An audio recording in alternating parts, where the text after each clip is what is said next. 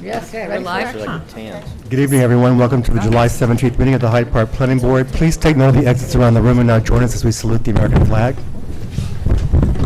I pledge allegiance to the flag of the United States of America and to the republic for which it stands, one nation, under God, indivisible, with liberty and justice for all.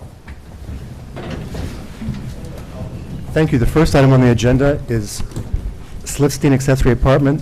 Applicants are seeking site plan approval as well as special use permit approval for an accessory apartment that was originally, I believe, approved as a pool house. Yep. This is located at 9 Quail Ridge Road. That's correct. Charles Brown, engineer for the applicant. This is an existing pool house, which we're proposing to convert to a one-bedroom accessory apartment. The only effect on the site itself is we would have to add one lateral to the septic system Oh, you have to talk right into the mic. one lateral to the septic system to account for the additional bedroom. Thank you. Any comments from the consultants? No, just need to go for health department approval, but you know that. Yeah, it's already submitted. I talked to Jason Teed today, and you guys were right last month. He is very backed up. He said he got 25 applications so far this month. Wow. So he said it's going to be a couple weeks. You also made a request for a number of site plan waivers, and since nothing is changing because it already exists, those seem appropriate. Correct. And I believe we have a resolution prepared to go depending on what public comment we hear. Any comments from the board? No. Didn't think so. Would anyone from the public like to speak about this application? Mr. Sweet, come on up. Would you mind sharing the microphone, Mr. Brown?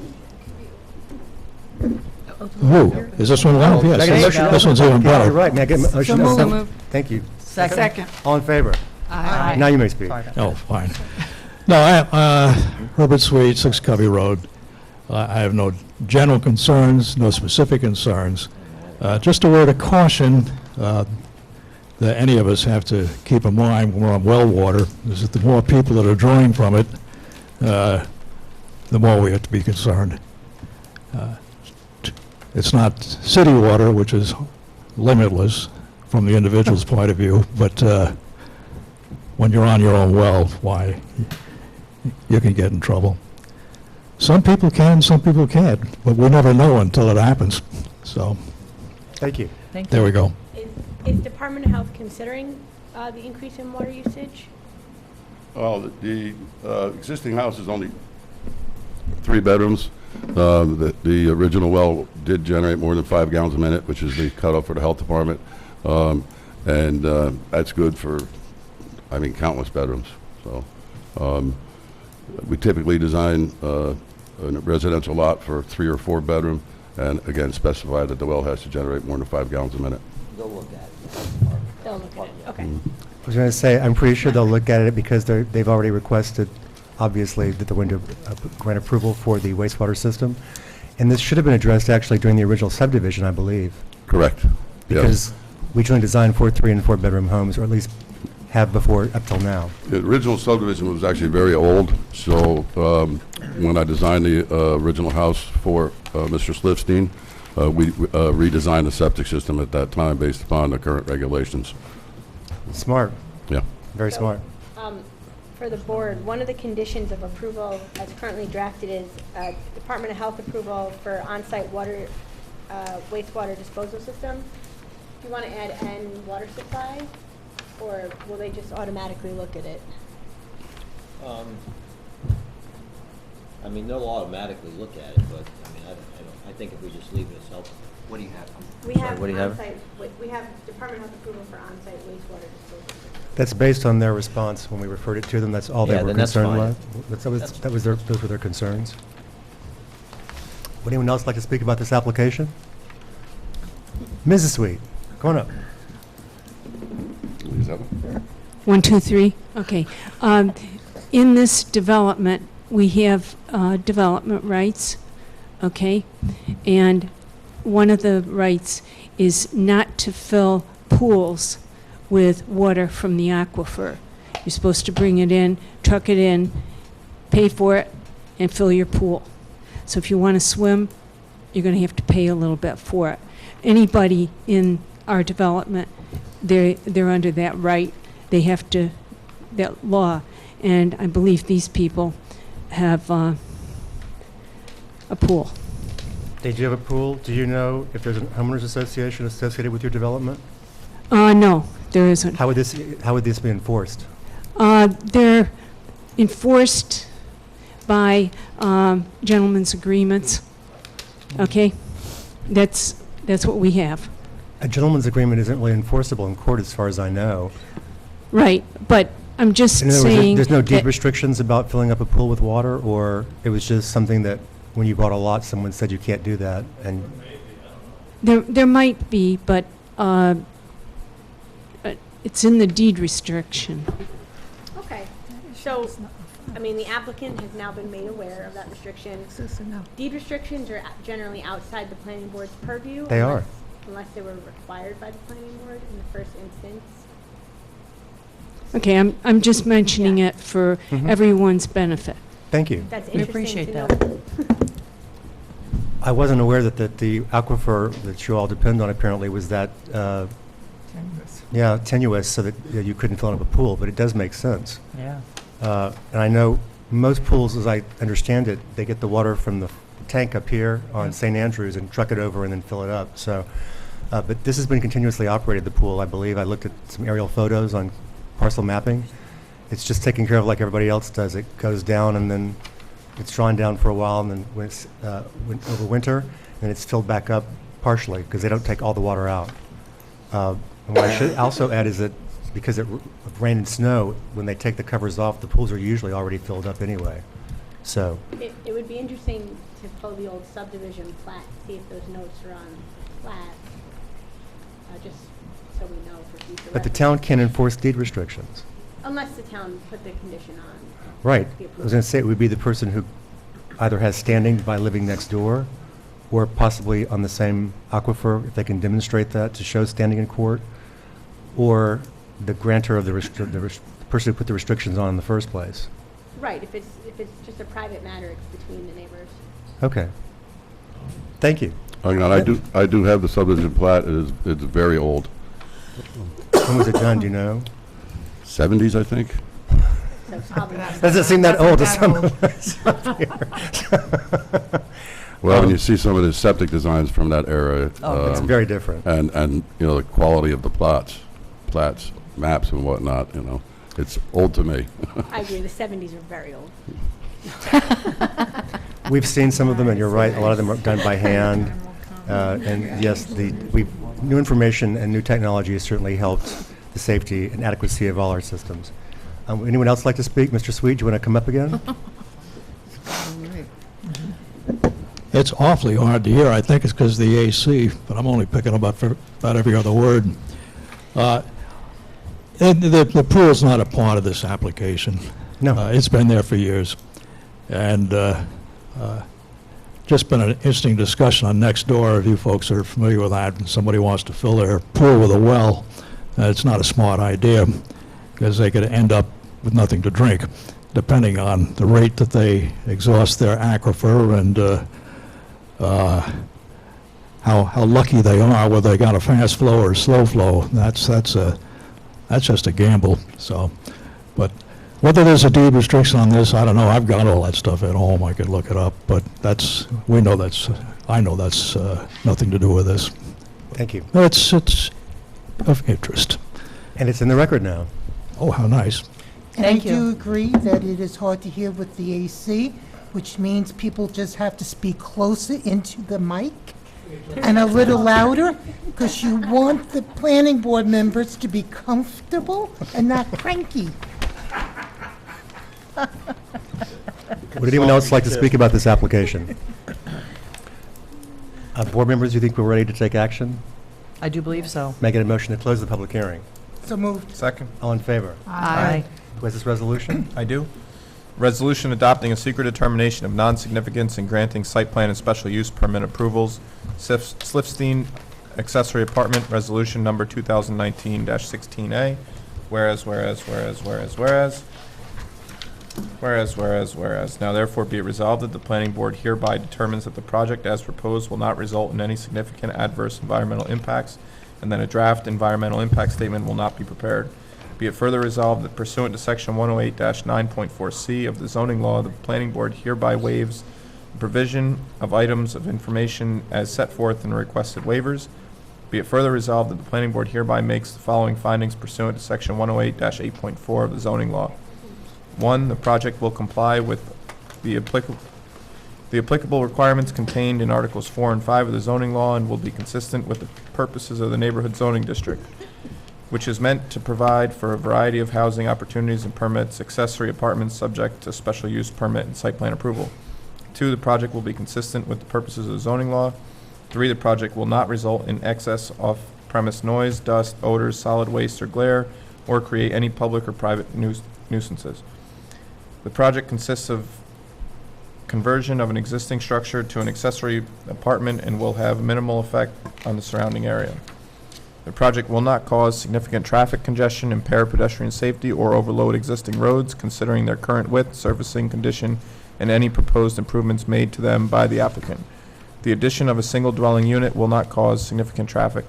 5, the project will be suitable for the proposed action considering the property size, location, topography, vegetation, soils, natural habitat, hydrology, hydrogeology, and if appropriate, its ability to be buffered or screened from the neighboring properties and public roads.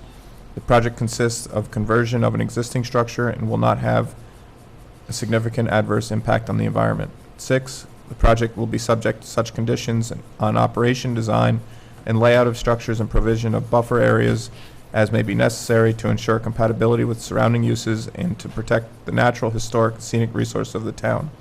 7, the accessory apartment as proposed complies with the provisions of zoning law, section 108-8.4b.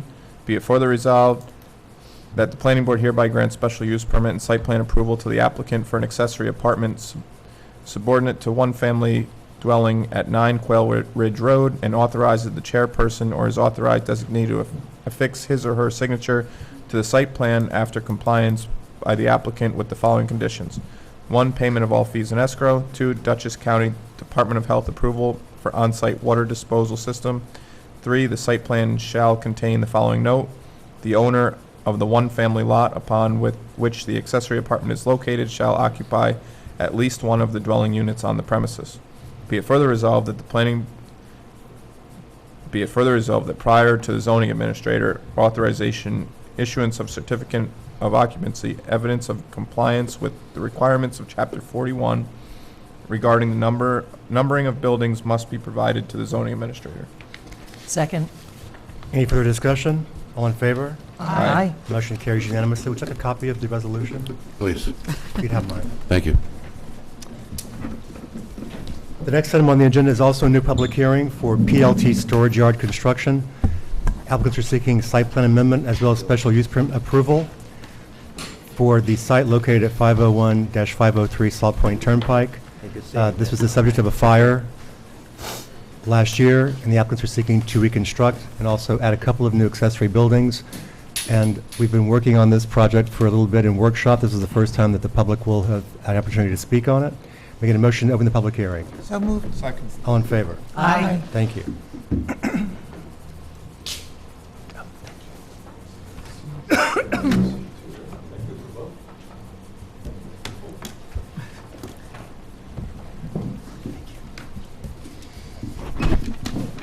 Good evening. Enough. Joseph Berger, engineer for the project, with Tom and Patrick Gleason here, the owners and applicant for the project. Basically, we're here because this is a construction yard over on Salt Point that had a fire, as we all know. Maybe the public is not aware of it. The major building, primary building, has burnt pretty much down, even though the skeleton is still existing. We're here before you to rebuild that warehouse and to do additional work necessary so that we can get the construction and company back up and running properly, which will include a secondary accessory building, which will be built first so that we could have a place to work over the winter with the employees and the equipment that need to be maintained while we're going through the process of getting the major building demolished and rebuilt. That's basically in a nutshell. We plan on doing it in 3 phases. Hopefully if everything works out, we'd love to be able to do all 3 phases at once, but just so that we, due to timing and with insurance and everything, it's maybe only possible to do them one at a time or two at a time. Phase 1 will be construction of the new accessory building, which will be used for storage of equipment and personnel to work during the winter, along with some landscaping, cleaning, putting in a drainage way, and additional small items. Phase 2 would be the demolition of the main building warehouse, tearing it down to the ground, removing of it, and building a basically storage area off to the north on lands of Baxter. Phase 3 would then be the construction of the the main building, the warehouse, finalizing landscaping, finalizing the minor issues, restoring the area of storage that we were going to use on Baxter's for temporary. Purpose of the area on Baxter's property to the north is again for staging. We need an area to stage for demolition and stage for building, and still allow flow through the site. So upon completion of the building, we will restore that back down to its original condition, of which we put that in phase 3 as a condition of we will not get a CO for the building till the entire site has been restored and everything's done and ready to go. Then the CO would be the final thing that's issued. So you'll be able to get a CO for phase 1, the new building, separately?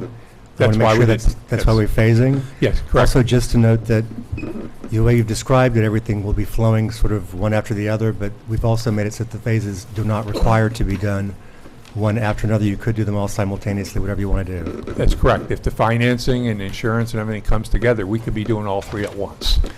But this would also allow us to get a CO for the accessory building while we're still demolishing.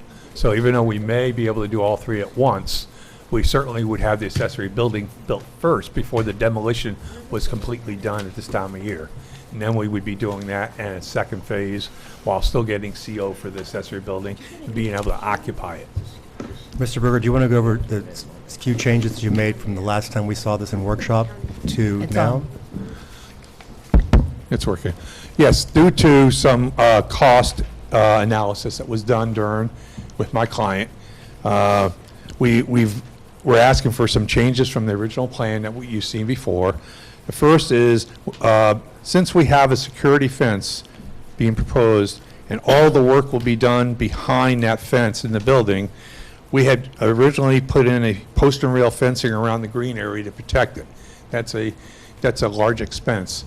With the understanding that there will be no equipment outside of the fence, and all the equipment will be inside for security, my clients felt, and I agree, that we really don't need to protect the grass because there will be nobody parking on it.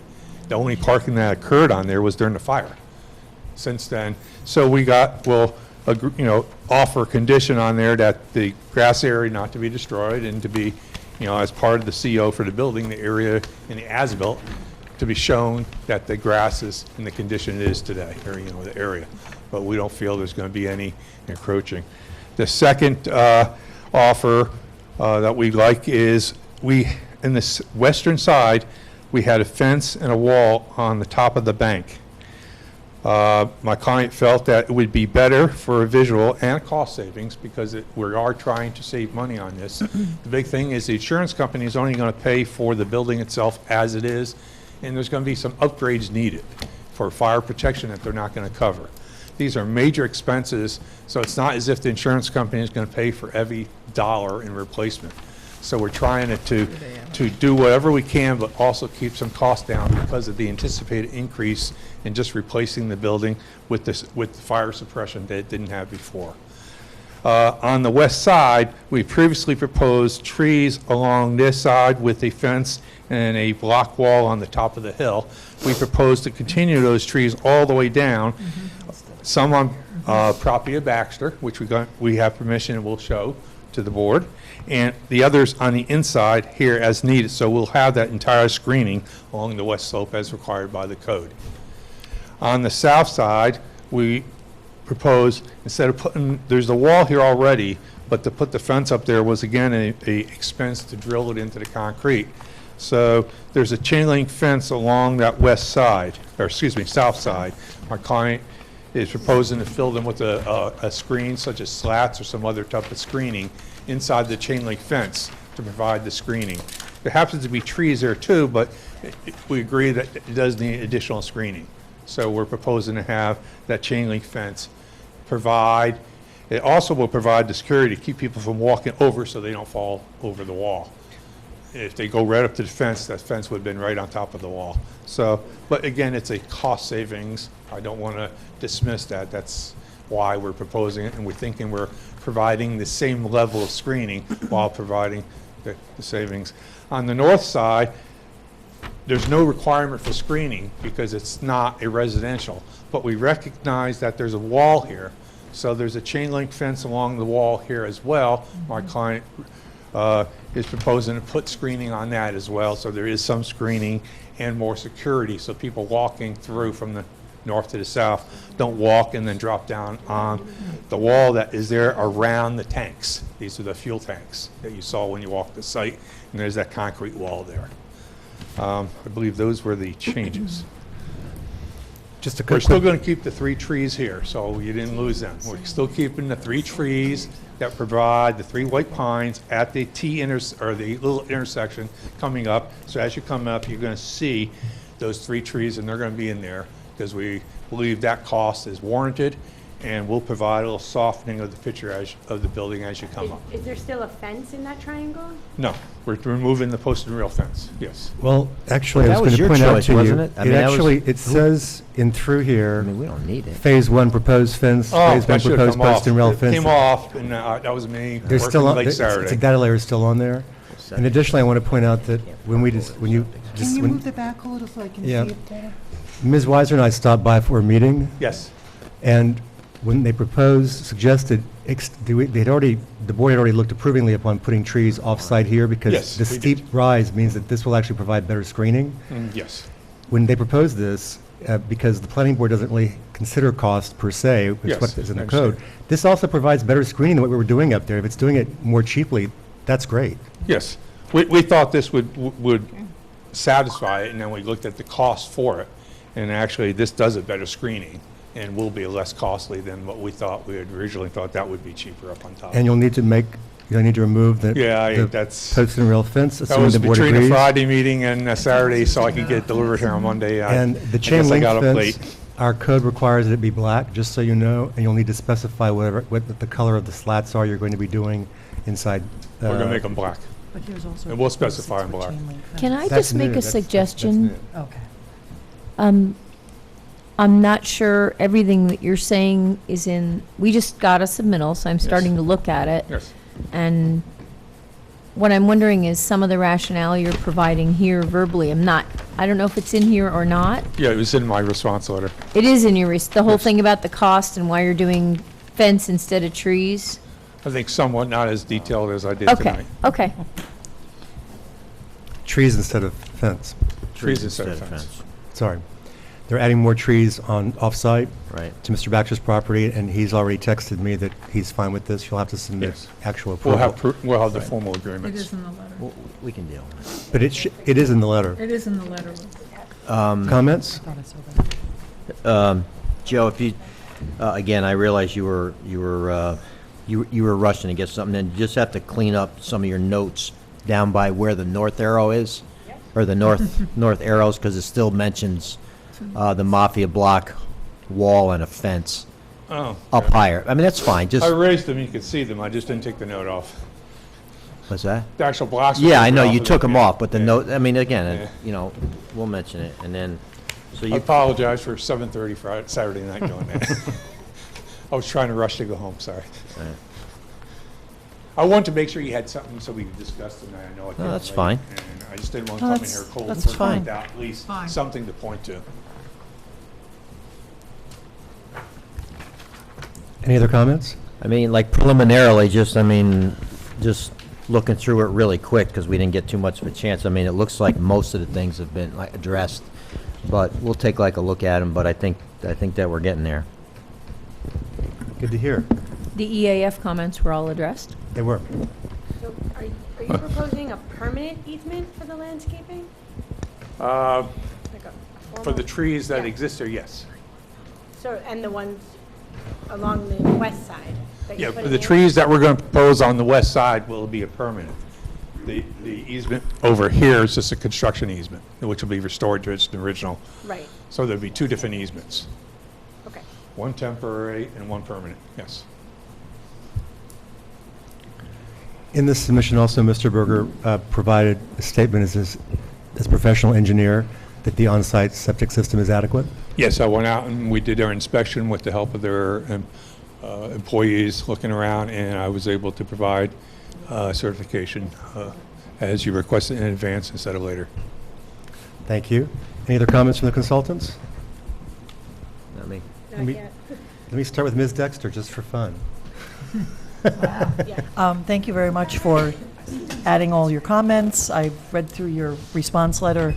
I agree with Mr. Sotero. There's just a few things that just need to be Yeah. tightened up a bit. Oh, of course, sorry. I did just want to also clarify that Phase 1 also includes the stormwater, that you're installing Yes, all it's in that, there. that Yes. major stormwater That's listed on our management. phase. I made sure that And so Bob that's will- all done Yes, immediately. yes, the stormwater is in Phase 1, yes. Okay, great.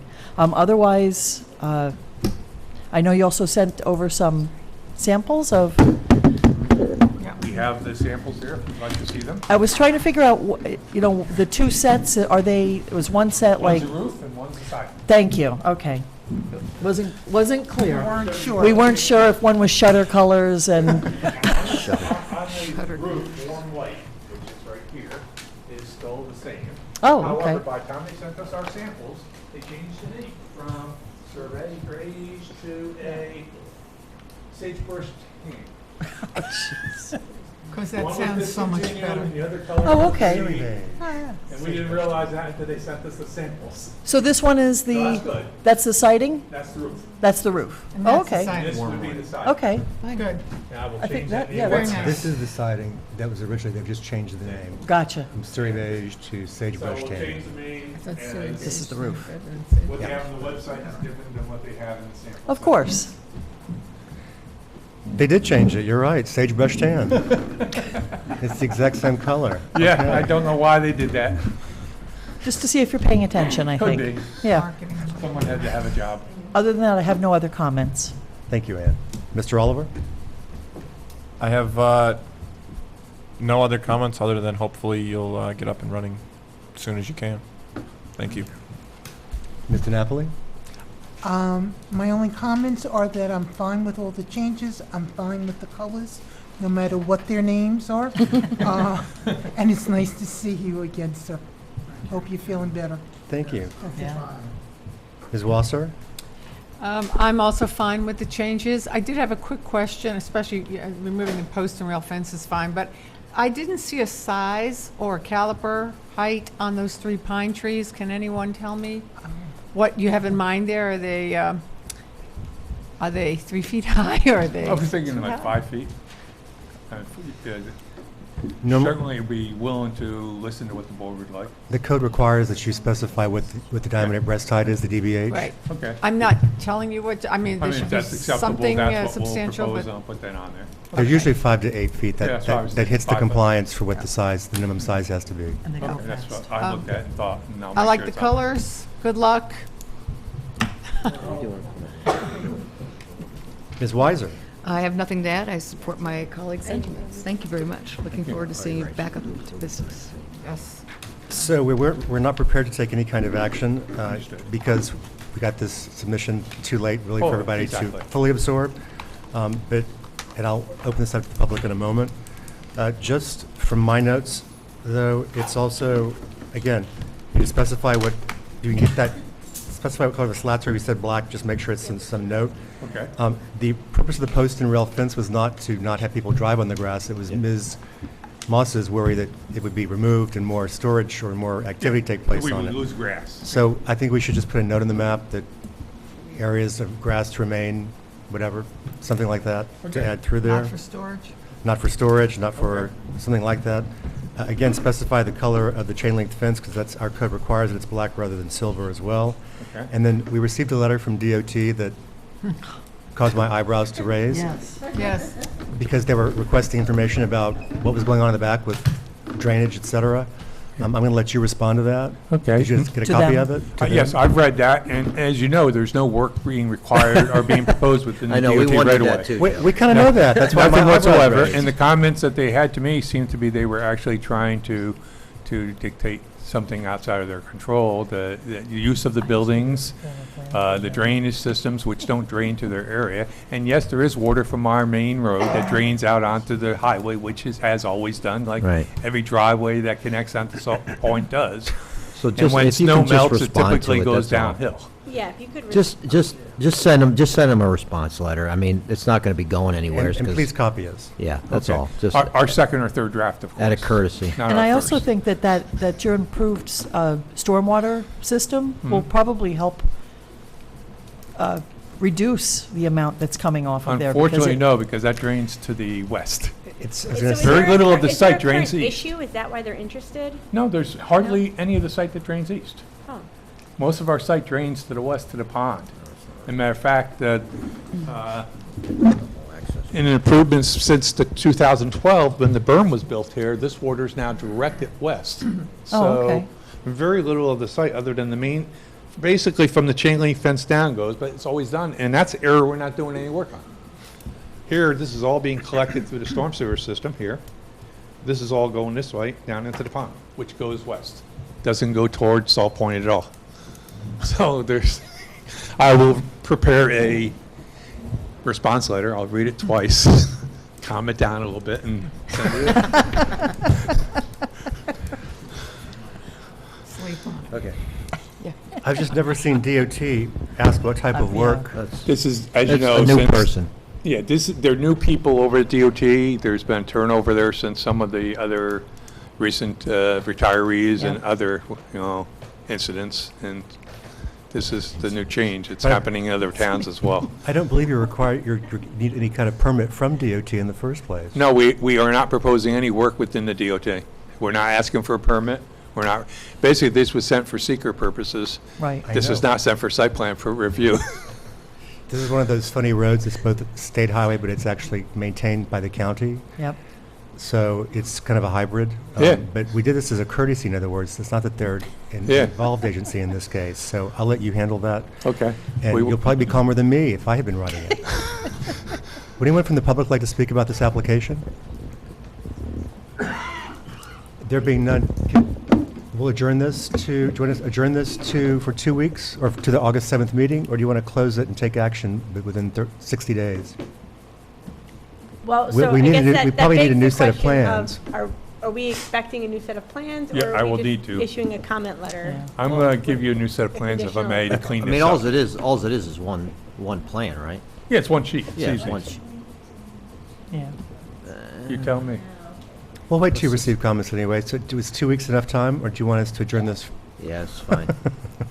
Making a motion to adjourn this to August 7th. So moved. Second. All in favor? Aye. Thank you. Thank We'll you get very much. through. Thank you August all. 7th? Yes.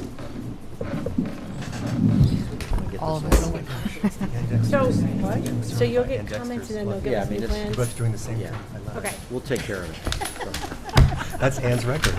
So if you could try to get us, if you could try to get us, We'll work it out. She does the same thing. 14 years of this. And she puts down the time. We'll that work we with it. hit it. As well. I put the time we got started, Each and one. Yeah, that's beyond my scope of I'm glad you are. Thank you. The next item on the agenda is a workshop for Dollar General. Applicants are proposing replacing what we know as the former Lisco carpet with no Dollar General stick built. The applicants did not submit materials for us to circulate for seeker until July 3rd, so we don't have any responses yet. But because they made some changes between the plans, I thought it best, although unfortunate to make them drive all the way here, to go ahead and have it discussed so we can make sure that we're all copacetic with the changes or not. Welcome back. thank you. Ms. Majanowski? I'm going to turn this over to you to do a summary of all the changes that were made. And welcome back, Mr. Fioretti. If it's appropriate, we receive responses to the traffic comments we have with us this evening. Oh, yes. oh, sure. So, Submit away.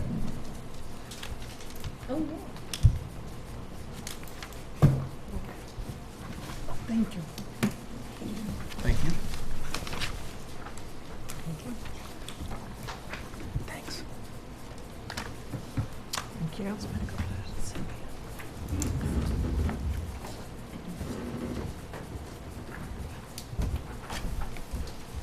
Thank you.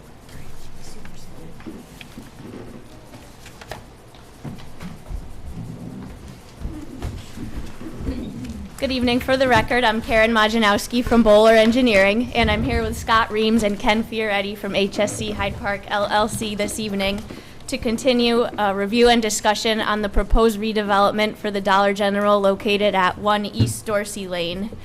We've received a lot of comments to date, and I think we're getting close on things aesthetically, and we're mainly addressing technical comments at this point, while we're also gathering input from involved agencies for seeker purposes.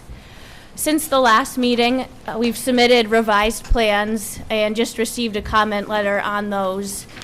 Some of the high-level items would be landscaping. We swapped out a lot of the species as requested and added a lot of additional street trees.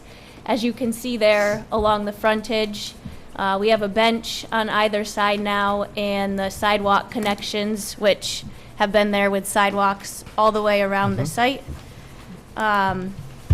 We have addressed the traffic comments, which came from a comment letter we received at the meeting last month, and took the board's comments into account as well. So the report you have in front of you is a supplement to the original one, which pays specific attention to the school trips during peak hour and on Saturdays and Sundays as well. We've also revised our stormwater again. So we've added another layer to that, a very large underground perforated pipe network in stone, and kept the original basins as we had. And we continue to work on review of that with CPL as well. And lastly,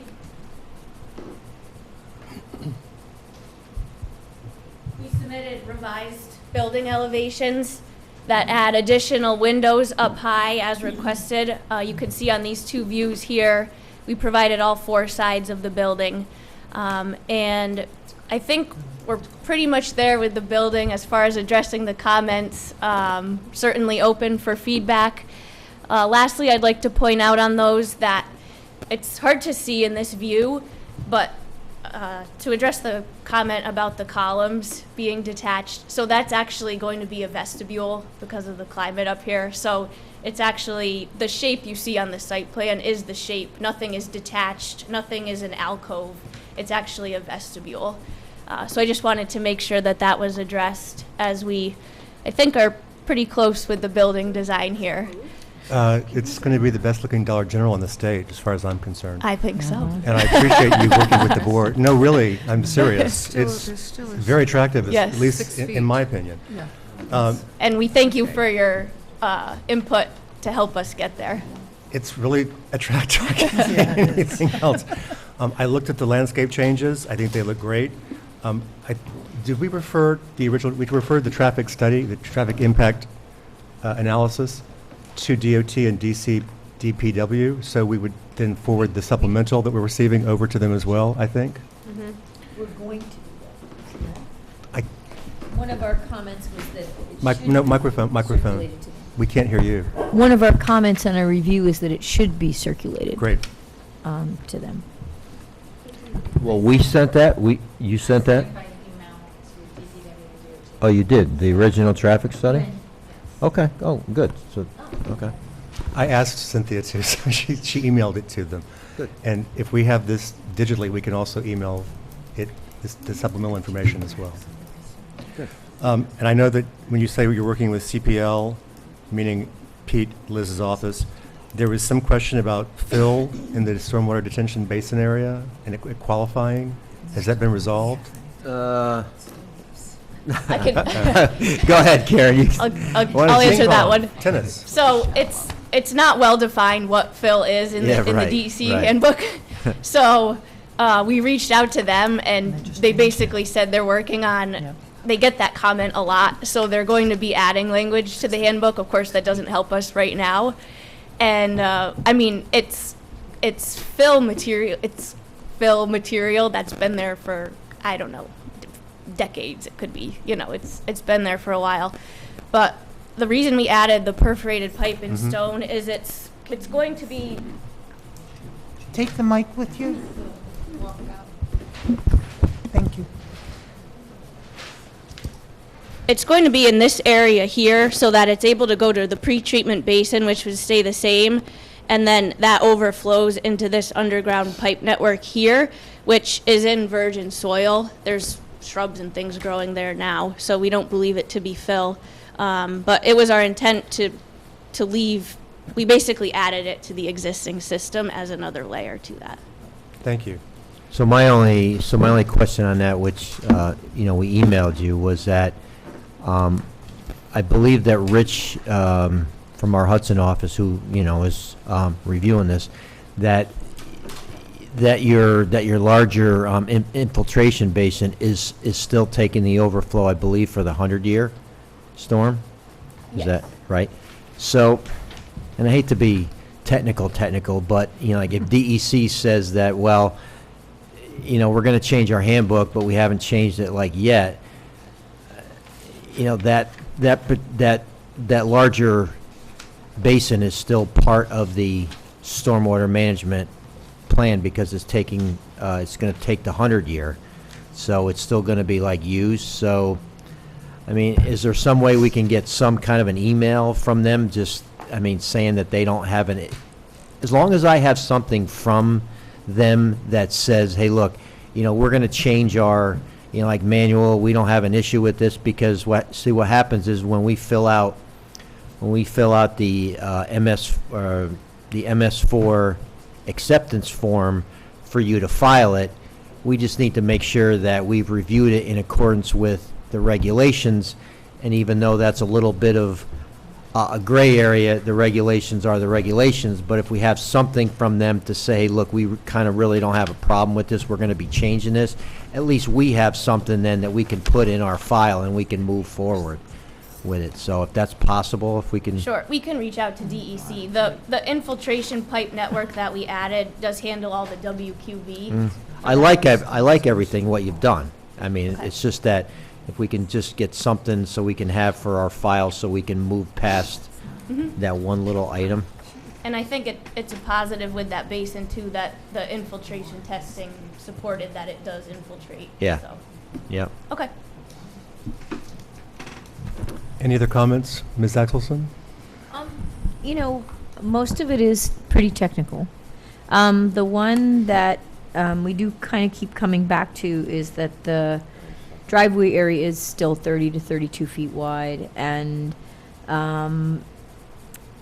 there's a discussion that the reasoning is for truck maneuvering, but, it doesn't sort of fly with the planning board's experience where they reviewed numerous site plans with a 24-foot wide or 26-foot wide driveway with tractor trailer truck access, and that seems to be sufficient.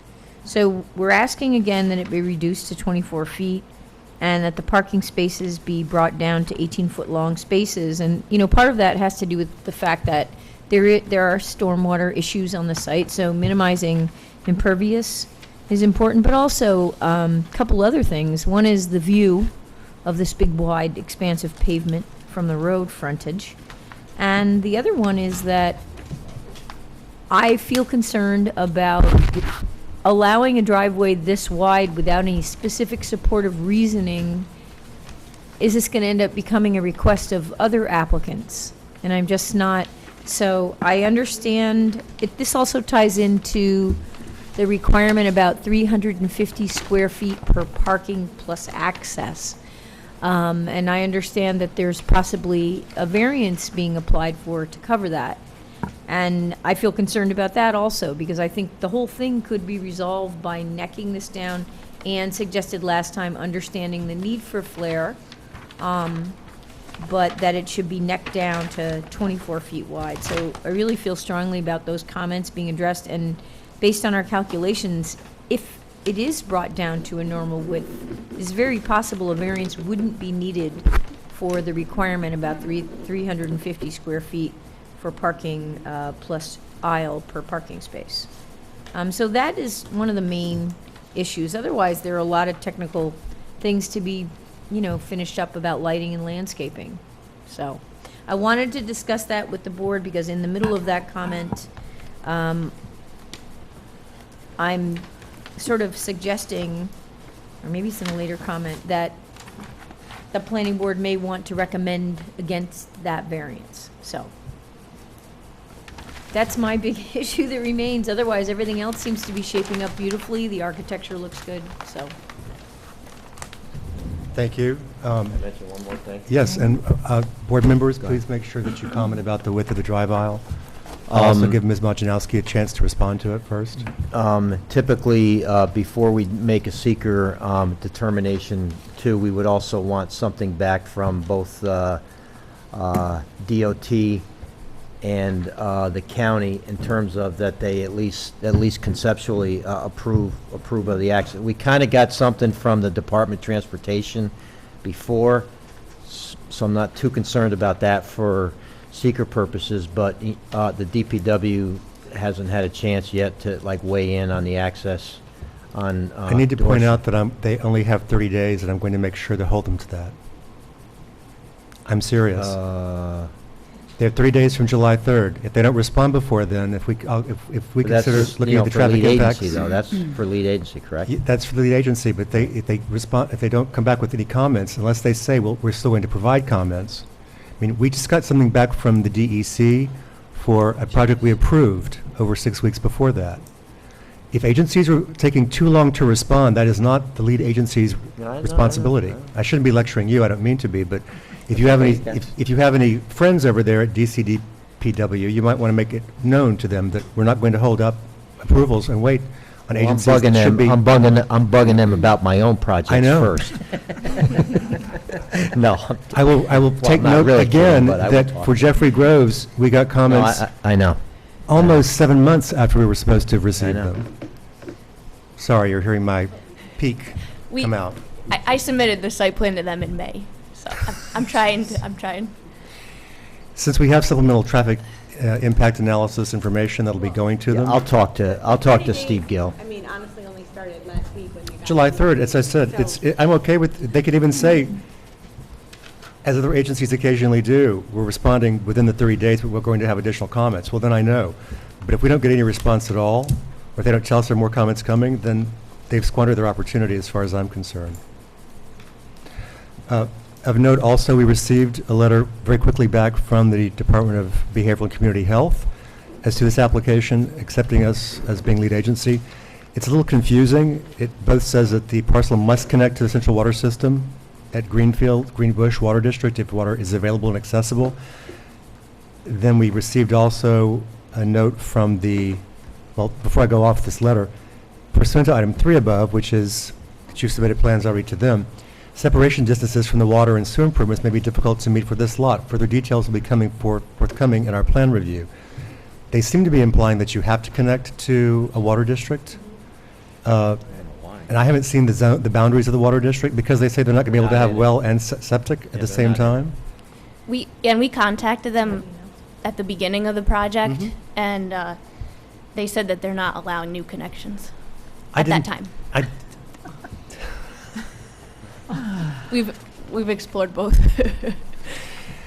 So I'll also bring up that we received comments from the Fairview Fire Department.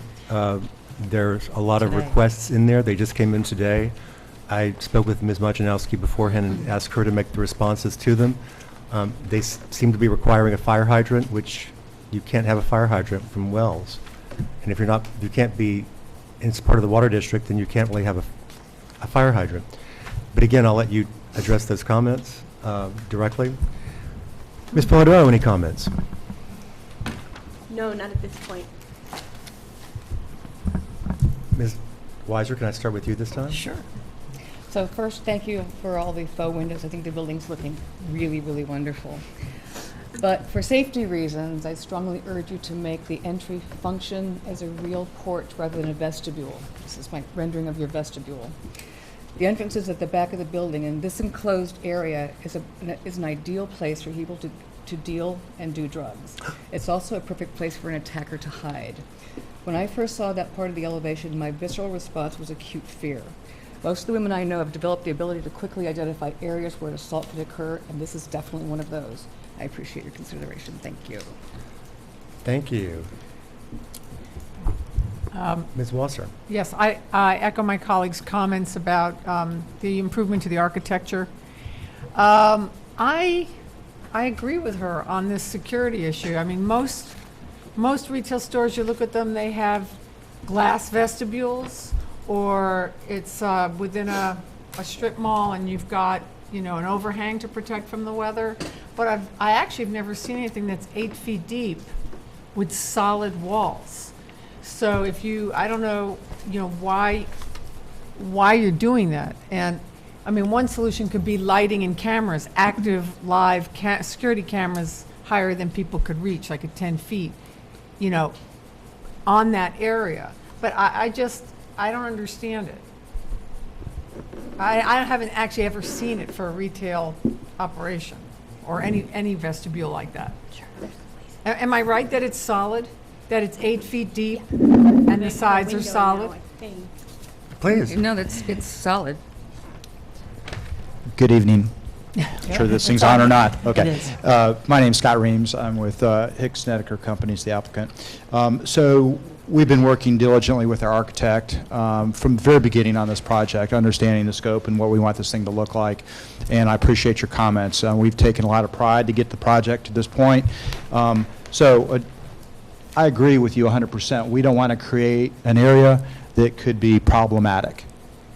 So what I'd like to do is have our architect show a real view, because when you're looking in perspective, it's just that, it's perspective view. So let me go ahead and have him address the vestibule area as it relates to the walls, the columns, et cetera, at the ends. A lot of that is done for loading of the roof and features above structurally. So let me challenge him with providing a view to the board to show you actually dimensionally what it is. Because we are, as Karen said earlier, it is a vestibule area before you walk into the store, obviously. But just to please clarify for me, right now as it's drawn, and I appreciate the offer to get the perspective, but it is 8 feet deep on the plan, and there's no glass on the sides. There's nothing transparent. It's wall. Right. It's all wall. Yeah. There's- It's solid. Right, That's the issue. Right, so let us go back and we'll address that with him, with your concerns. But please keep in mind that we're supporting structure above the roof and all these pop-outs. This is the first building, let's start with this is going to be a wood frame building. The Dollar General doesn't do wood frame buildings. I have the pleasure for developing for them in 6 states, California, Oregon, Florida, of some. So we're familiar with architectural requirements and design, gable roofs, things of that nature. So they have allowed us to do a wood frame building here to meet the architectural as to what you see here. So there's some working through some of that when it comes to some of your comments. So let me go back to him and challenge him. This is like brand new out of the box. So that's why you haven't seen one like this, because it's a brand new prototype. Thank you. So I want to we're give happy you to do fair that. warning if you develop more in this state. If you look at the Dunkin' Donuts that we have here in Hyde Park, there are now, I think, 3 others around because they all say, I want the Hyde Park model. We're familiar with that and the other projects they're doing within the Hudson Valley. So thank you for your Just letting you comments. know. We're familiar. Whatever happens here, they seem to find out, other planning boards, and say, we want that model, so. Right age. Our late George project started it. That was our first project up within the Adirondack area. And then, so we're doing other projects within the valley, and so a lot of the towns are requesting, we want that. So we're familiar. So thank you for letting us set the bar really high. Oh, no. I think it's, like I said, I think it's great. Before I move on from Ann and Stephanie, do you want to comment on the drive aisle? Oh, I support Ms. Axelson's, I support Ms. Axelson's assessment. Yes, I also support the necking down of the drive aisle. And Ms. Macinowski, do you want to respond to that first as to why it wasn't narrowed down from last time? Certainly. The response just said because of truck access. Certainly. So we've looked at it in detail since, and we do agree that we'd like to shrink down the parking stalls to 9 by 18, which will bring in, 4 feet total of width across the whole parking lot area. And then we also looked at the drive aisle width, which is driven by the truck. So when the truck exits the loading and unloading area, when it swings right to exit the site and drive across the drive aisle, If we shrunk the aisle anymore, it would hit parking stalls, which is why it held that width that's there. So we can do one of two things. We can hold it the way it is, or if we shrunk the drive aisle to be 24 feet, we'd have to reconfigure the truck turnaround in the top part of the site that you see there, which has been mentioned to us that the other Dollar General in town did the same thing.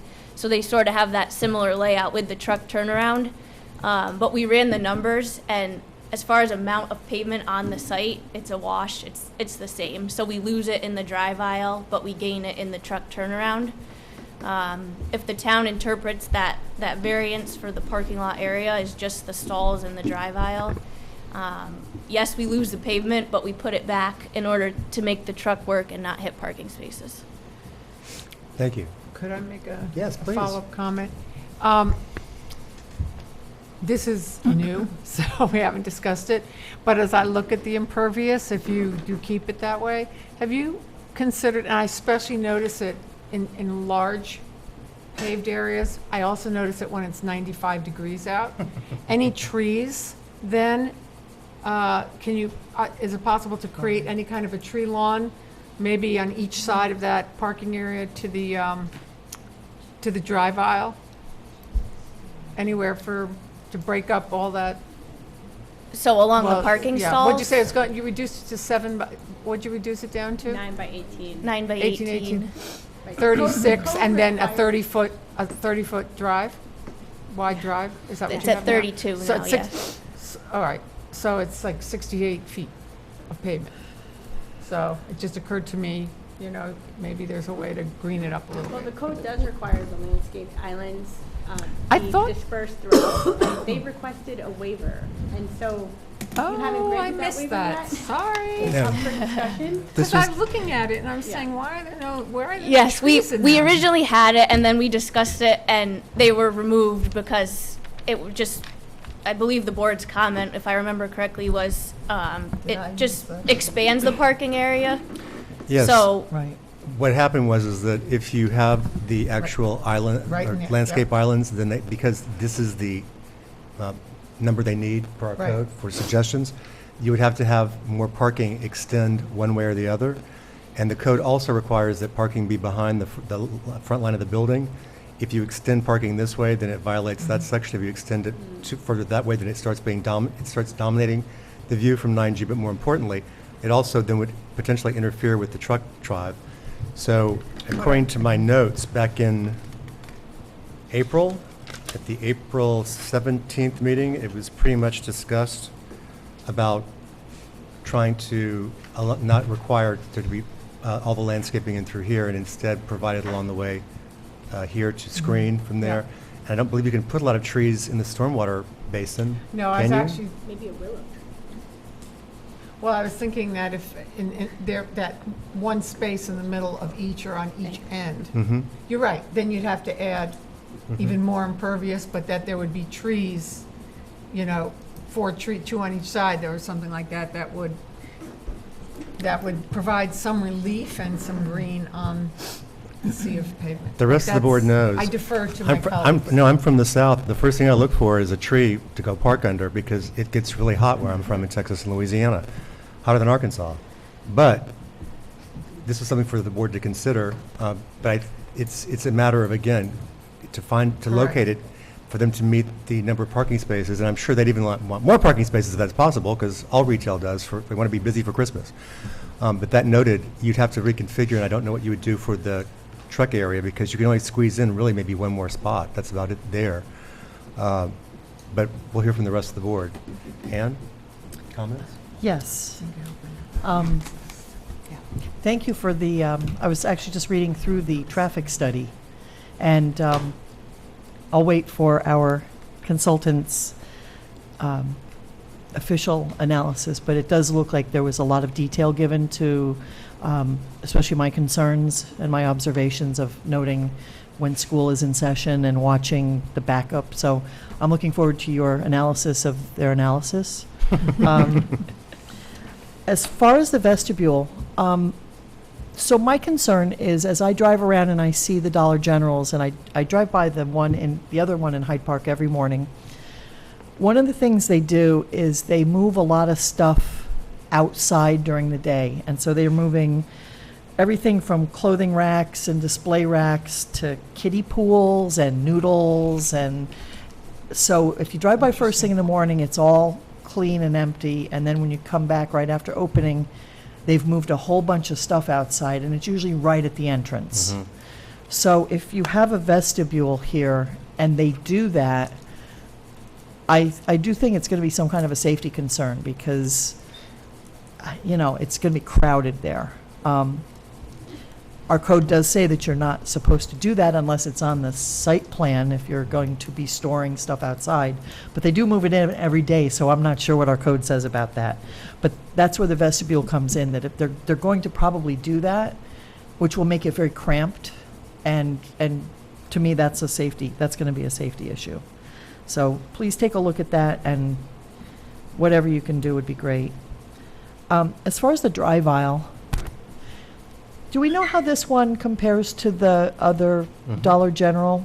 Is the drive aisle the same width? No. We sent Karen.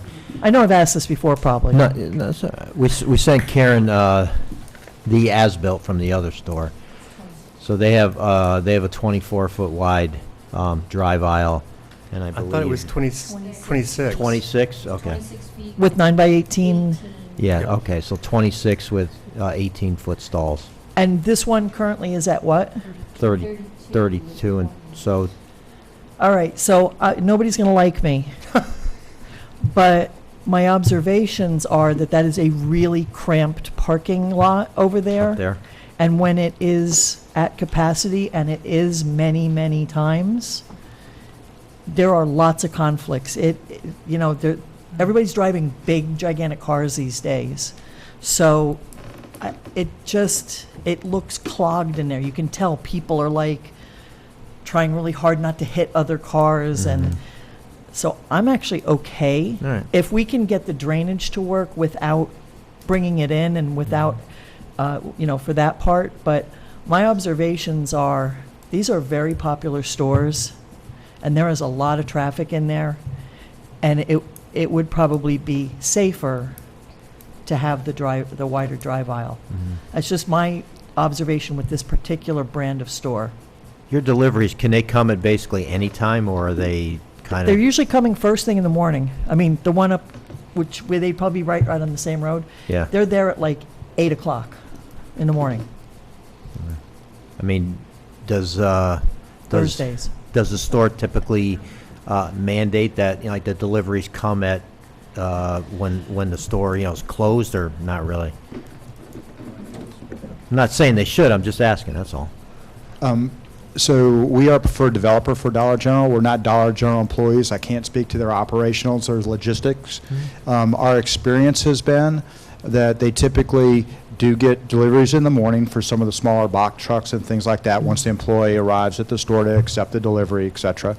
And they're typically their larger tractor-trailer deliveries are usually once a week.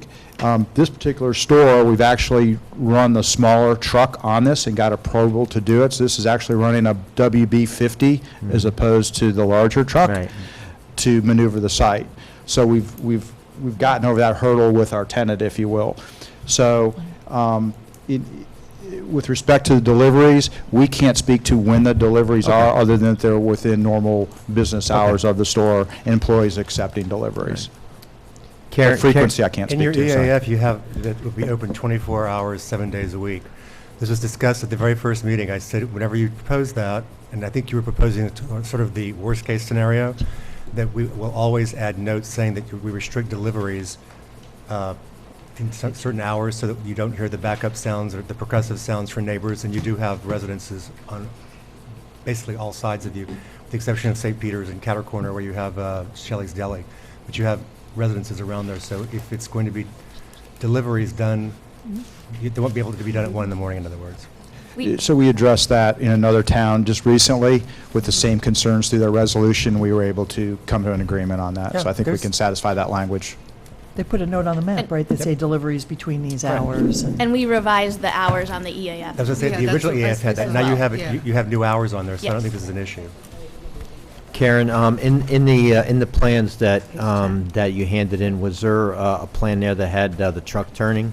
Yes, on the movement? site plan. Okay, all right, so we'll look at that. It Thanks. shows that point where it makes the swing and uses the whole. Okay, width. thanks. Any other comments, Ann?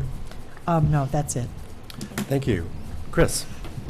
Thank you for all the improvements you've done to the site with the street trees, the landscaping, and the architecture of the building. With changing the size of the parking stalls to 9 by 18, does that affect your turning radius, or you're okay with that if you? We're okay with that. Okay. Driving a larger vehicle, I agree with Ann that I find myself in some of these parking spots, like trying to do like an 8-point turn to get in and out, and if somebody parks a little bit weird, it's almost impossible. So I also am in favor of keeping the drive lane width at 32 if you can reduce the parking spots to 9 by 18 and still have your turning radius you need. You mean it's not your driving skills? It's not my driving skills, I promise. That's all. Thank you. Thank you. Ms. DiNapoli? Thank you. I concur with everything all of my colleagues have said on some levels along the way. Starting with the security issue with the vestibule, I definitely agree with the prior comments made as a safety issue. If there's, yet I also understand structurally that you need the added support. I don't know if they can would putting glass, I mean, it would not be my solution by choice to keep it enclosed even with glass panels, even at waist high, because someone could still be hiding below that waist, below where the glass ends. And I think the concern is really for nighttime along the way. So that's one thing I appreciate you're willing to look at. My question is to take off of what Chris just mentioned. If you make the parking spaces 9 by 18, that conforms with the present day code, correct? Is there any wiggle room to hit a compromise that if you maybe not bring it down to 24, 26, but if you go from 32 to, midway even like 29 or 30, does that, you put those things together, does that help solve the problem? Or So even the truck will still hit the parking spots? geometrically, I think you'd kind of have like a not parallel parking lot at that point. Okay. I think it looks best to just hold an even width for the drive aisle. This is not one of my strong suits, so like I'm looking at this in a very That's okay. real way. And again, as I mentioned, I think that you're just going to add the pavement to the truck turnaround area, which is in the front yard, which is more visible. And when we originally started this project, I mean, we've significantly reduced the amount of impervious to date. We had 2 buildings on this site. We were I was going to there, I know. subdivide it, do a couple projects here. So it's been taken way down, and I think we're there. I understand the code and the variance that's there. Shrinking the parking stalls, that's a great way to reduce the impervious that we're willing to do. So I guess So it's just by a matter of the making the drive aisle parking width. spaces 9 by 18, you still need to keep it at 32. Shrinking the parking spaces has absolutely no impact. It doesn't impact the truck turning needing Right. the 32. So these are good questions, and actually the zoning board, you'll have to demonstrate that this is the minimum variance necessary, and so you're probably going to have to elaborate on these points and provide a written statement as to why you can't reduce it further in light of the planner's comments. And also, starting out with a project that exceeds code by 500% and then reducing it doesn't, I mean, that's nice, but what you started with wasn't feasible in the first place. I just want to point that out. But you do need to address this for the zoning board.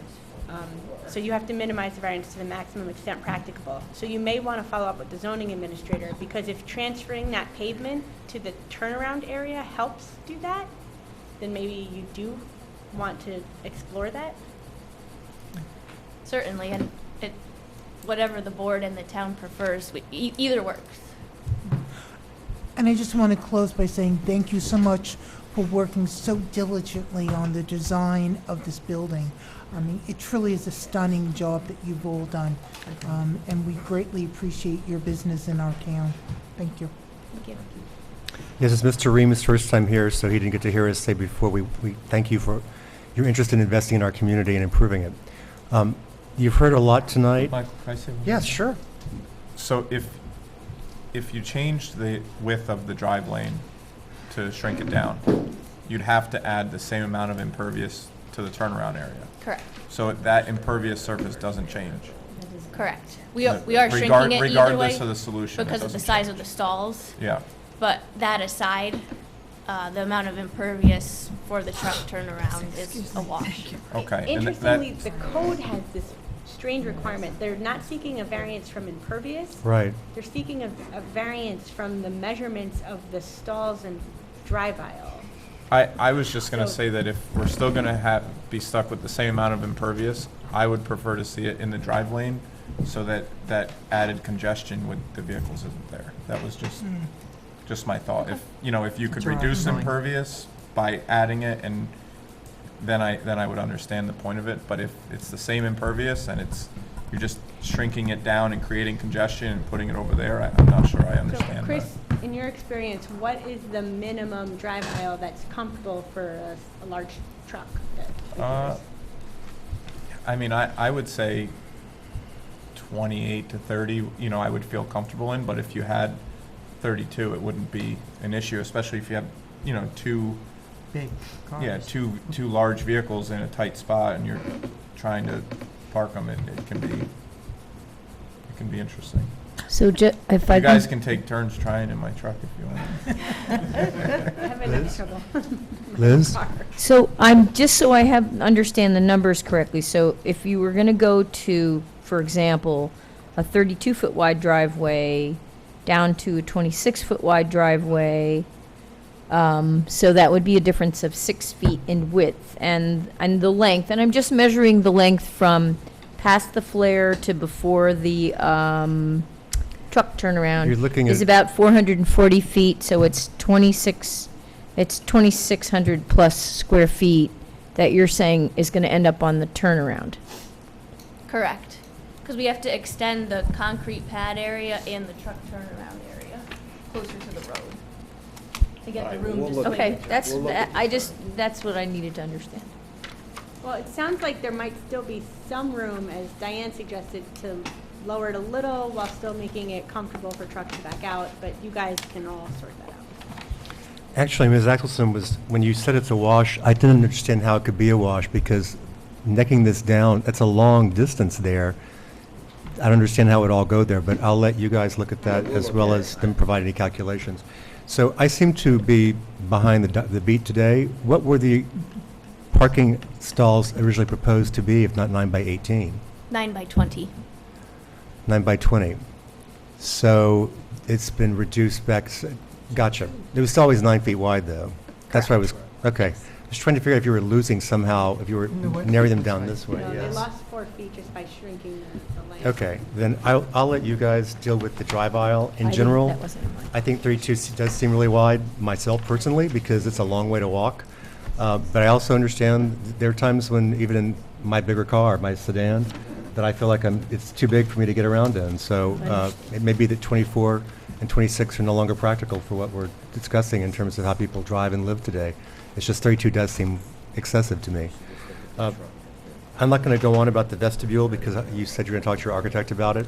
But in general, I agree with my colleagues. I think it looks sort of, I understand the load-bearing aspects to it, but I think it would be more functional and invite people in more to have it open on the side so you can actually see. But more importantly, besides the safety, I go by the existing store a lot, and it is, I didn't even know they took them in at night.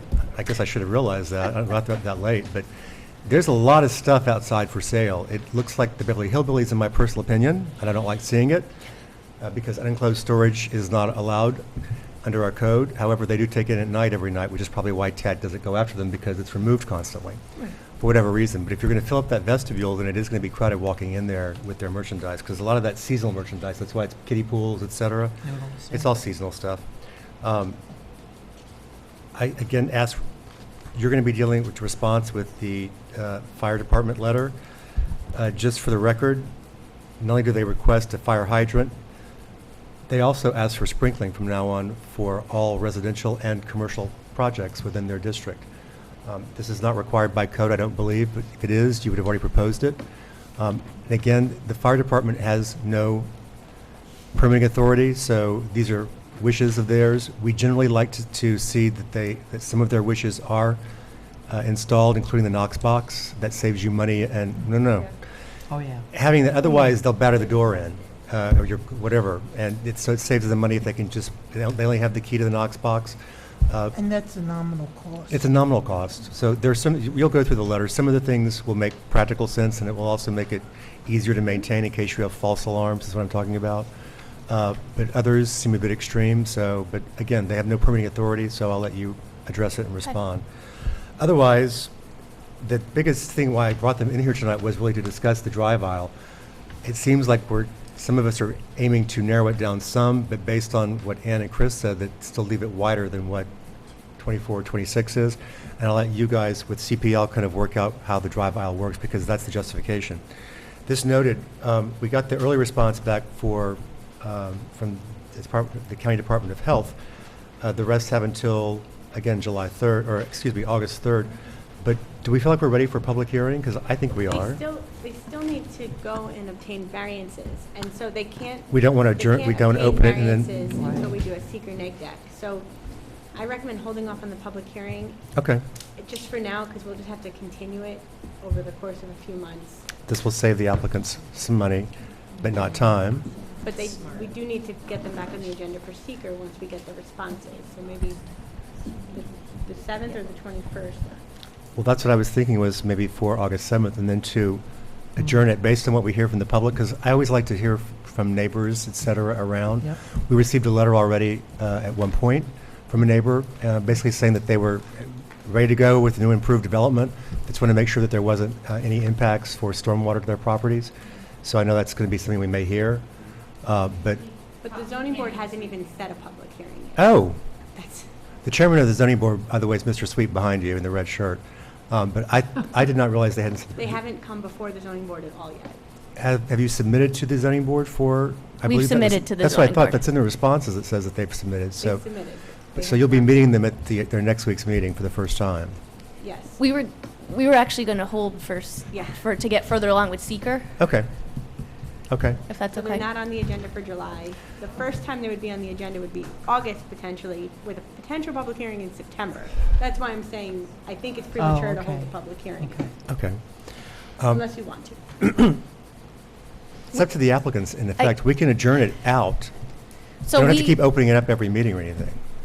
so they've had everything. So I think they might have put us on the agenda for this month, and we're certainly happy to go or table it until August, depending on what makes sense. I just really want to nail down the drive aisle and address CPL's comment to recommend disapproval of that variance, because we've heard various comments tonight amongst the board. I think 24 is what meets code. If we say meet in the middle and go to 28, which is still a variance, I just kind of want to take the temperature here. Does that address the concerns of the drive aisle width across We the need to see board? the numbers. And actually, just quickly, the 350 square foot per parking plus driveway area, that's an actual requirement. I'm pretty sure the 24-foot thing is a standard. So you'd have to get a variance from that. I'm pretty sure that's the thing No. you'd need a variance from. No, sorry, I'm going to pull rank here. Okay. Standards can be relaxed by the planning board. That's what The I'm only thing that saying. requires variances from the ZBA would be anything in the bulk regulations.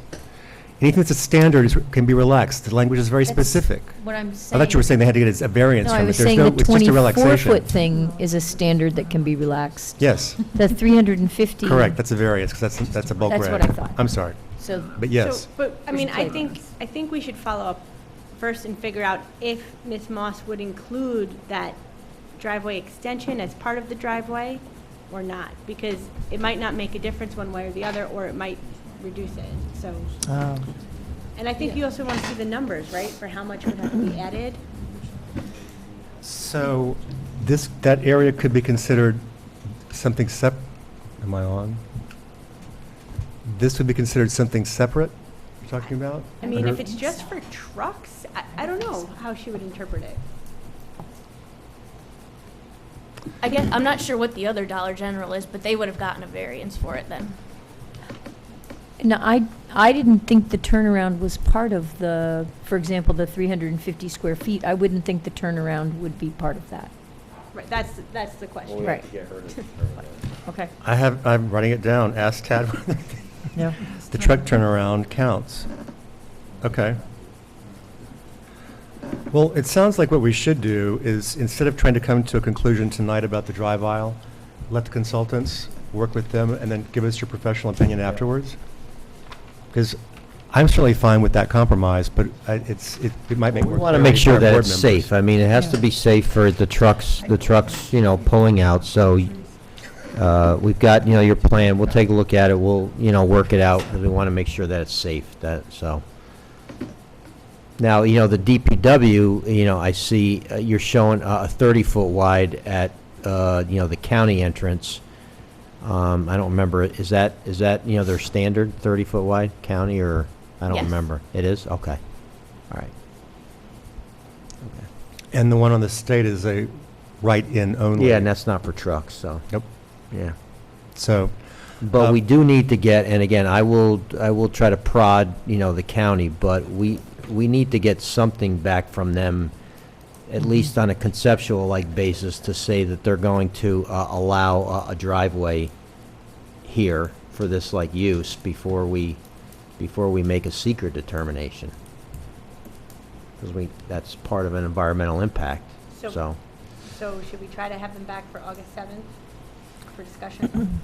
is that enough time for you guys to resolve this, what you both think? We can take care of, the driveway issue, that's not a problem. I mean, Can you come back on the 7th? Yes. Is that well, okay? but the traffic, but like at this point, I think, we've put in our comments. I think that the county needs to review Agreed. the updated, traffic report, because they're the ultimate ones who are gonna issue the permit for it. So we're gonna send that over to them, and then, I'll prod them about seeing if we can get maybe an expedited, review. I'll talk. We'll also need your traffic consultant, I'm forgetting her name, to review the Jennifer. supplemental, Jennifer, to review Yeah. the supplemental to make sure it's adequate. Right. That's why I just passed a note to Karen to Oh. get a PDF so I could send it right out to her. Okay. So let's get you back on for workshop on the 7th, if that's okay. Certainly. And Pete, whatever you can do with DCDPW, I'd appreciate it. So the applicants. Yeah, I'll I mean, call we've tomorrow. we're really a long way. And if we've already solved architecture except for one minor issue, and we're looking now at drive aisle issues as well as landscaping. I know, I mean, I'm in agreement with Stephanie. I love to see trees in there, but I don't know how you get trees in there because it's a tight space. By the way, they originally proposed another building right in through here to do nice infill, but there's not enough room for stormwater. That's one of the issues for why that was driving the lack of an additional building. I'm just, if we need shade there, you can always consider putting up one of those parking solar panel things across the northern ones. I wasn't, really, I'd That gives you actually, shade? I'd be fine with the wider aisle, but I actually think breaking up, Oh, you still yeah. have 62 feet of pavement edge to edge, or 66 now, I forgot, if we do the full range. Yeah. And I just notice it more now because I look for trees, but I do notice it throughout the year, well, mostly when the leaves are on the trees, Yep. how nice it looks, instead of looking at pavement to see a few trees put in there. So that was really my thinking about it. You've got to massage some numbers, you'll work with them, We could find some trees to break up the pavement. I'm fine with the wider pavement. That's my own view of the world. As I said, you heard a lot tonight. So take a moment to digest, and then if you need anything, you can contact me by email if you need any more clarification.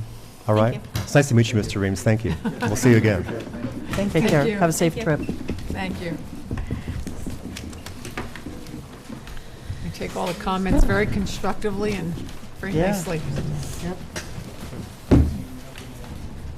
The next item on the agenda is HUTCHINS STAATSBURG Storage. The applicants are seeking a site plan amendment as well as special use permit because they're expanding a non-conforming as to size in the neighborhood business district. This is 4920 Albany Post Road. We've already had a chance to discuss this at one point with the applicant. And what was missing was the special use permit. That's been submitted now.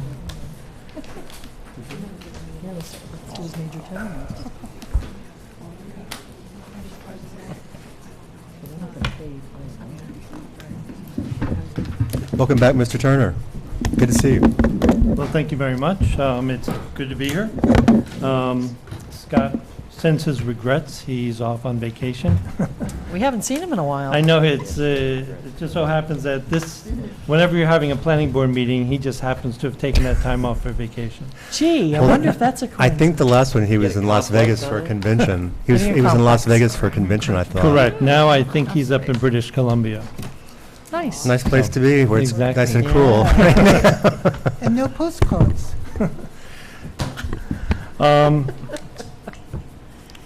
For this submission, we had addressed a lot of the comments that had come from the board in regards to the first initial review of the site plan. Now we're at a point where we've gotten the letter from CPL, and we're going to be going through those issues and questions that have been brought to our attention. In this letter, we just haven't had a chance to really sit down and look at this because we did get it yesterday. One of the biggest items that we currently have right now that has us at a little bit of a stalemate is the issue that the highway super does not want a road or access onto South Cross Road, but the fire chief wants access onto South Cross Road. As of today, I reached out to Mark Graminsky to see if he's heard anything from anybody, and he has not. I did not know if anything has been submitted to the planning department. Nope. All I heard was that, I heard what you just said just the other day. I was talking to the highway superintendent who said, well, I don't want it, but the fire department wants some kind of limited access in through there. And I thought that it was always supposed to be somewhat limited access with a gate.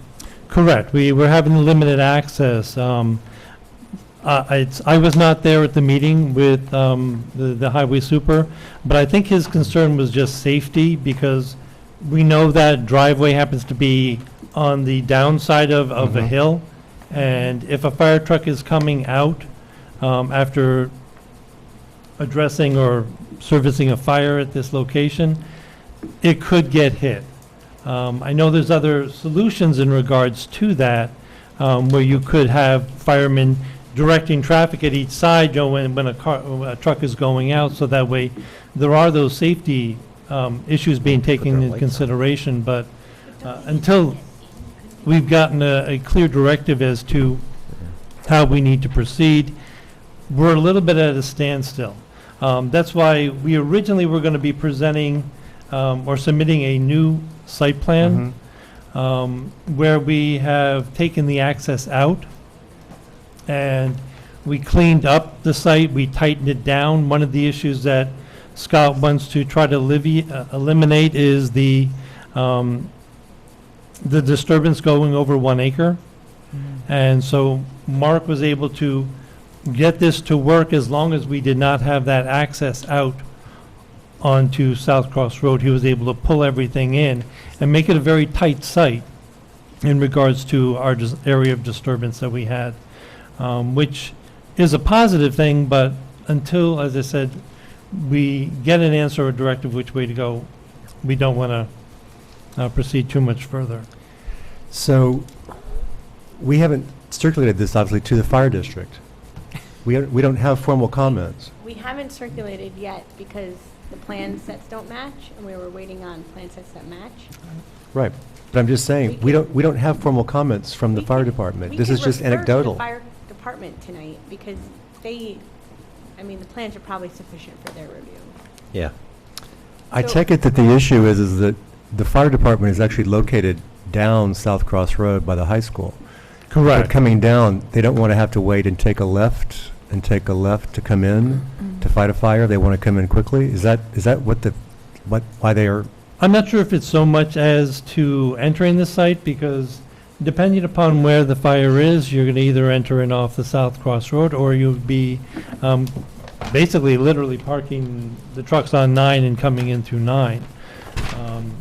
I did not know the fire station in STAATSBURG, is that still pretty much used, or is that still Yeah. volunteer? No, so I mean, that's the other They fire merged. department, So- they're the No, closest they ones. merged. They're all Roosevelt now. Yeah. That's what usually happens is if they get a call, more than one will come out. I think the fastest one will be the STAATSBURG, the one in the hamlet of STAATSBURG, put it that way, coming over here. And they would not, I don't think they would use this. They'd probably just go straight up 9. Correct. I mean, that's my interpretation of that as well. Even if they, I would put it this way. I only saw that as being a way of getting out of the site if you were fighting a fire in the northern area. That would be it. The other areas, you'd be able to circulate in, loop around the building, and then come out on the out of the other entrance onto 9, and that would be the simplest way of doing it. I mean, the reason why I asked that question of, do you know why they're requesting is because right now, this is shown as going in and going out. And if it's just to go out, maybe it could be narrowed to being just a single lane and an exit only. But we need to hear from the fire department. Well, so we need to find out if they said that they definitely had to have that for emergency access, or if it was shown on the plan that they would just use it for like emergency only. So maybe it wasn't like clear when. I know when Mark was talking with them about it, he stated to them specifically it was only going to be an emergency entrance or egress only. So maybe the fire department thought, well, if you're like proposing it, we would only use it for like emergencies. Correct. So maybe it's. It was always for emergencies. It's gated. Right. So I'm not sure why. I don't think it was gated, was it? Yeah. Yes. That's what From they're the proposing beginning? now. Well, no, not from the beginning. Not from. Not at the very beginning. No, so- not from the Correct. beginning. Well, do you want to make a motion now to refer it to the fire department for review and comment? Making a motion to refer this to the Roosevelt Fire Department? So moved. Second. All in favor? Aye. Thank you. Let's get it going over there, at least to them to get it Okay. started. Right. And I'm sorry, let me turn it back over to you now. We got sidetracked there on that one issue. Well, that's we pretty all- much It's a big issue. big issue for us, because we're not sure how we should be proceeding, because if we need to keep that road there now, then we have to find some other ways of being able to reduce the site down to be able to minimize our area of disturbance, which, as we have found, Scott is really adamant about trying to achieve here. So It's a big threshold. we have to kind of give or take here. So if we're going to keep that, then he's probably going to lose some storage units, because we have to then reduce down the area of disturbance, which probably would eliminate a building or part of a building in order to accommodate that. Shrink the size of the building. Why do you have to reduce it?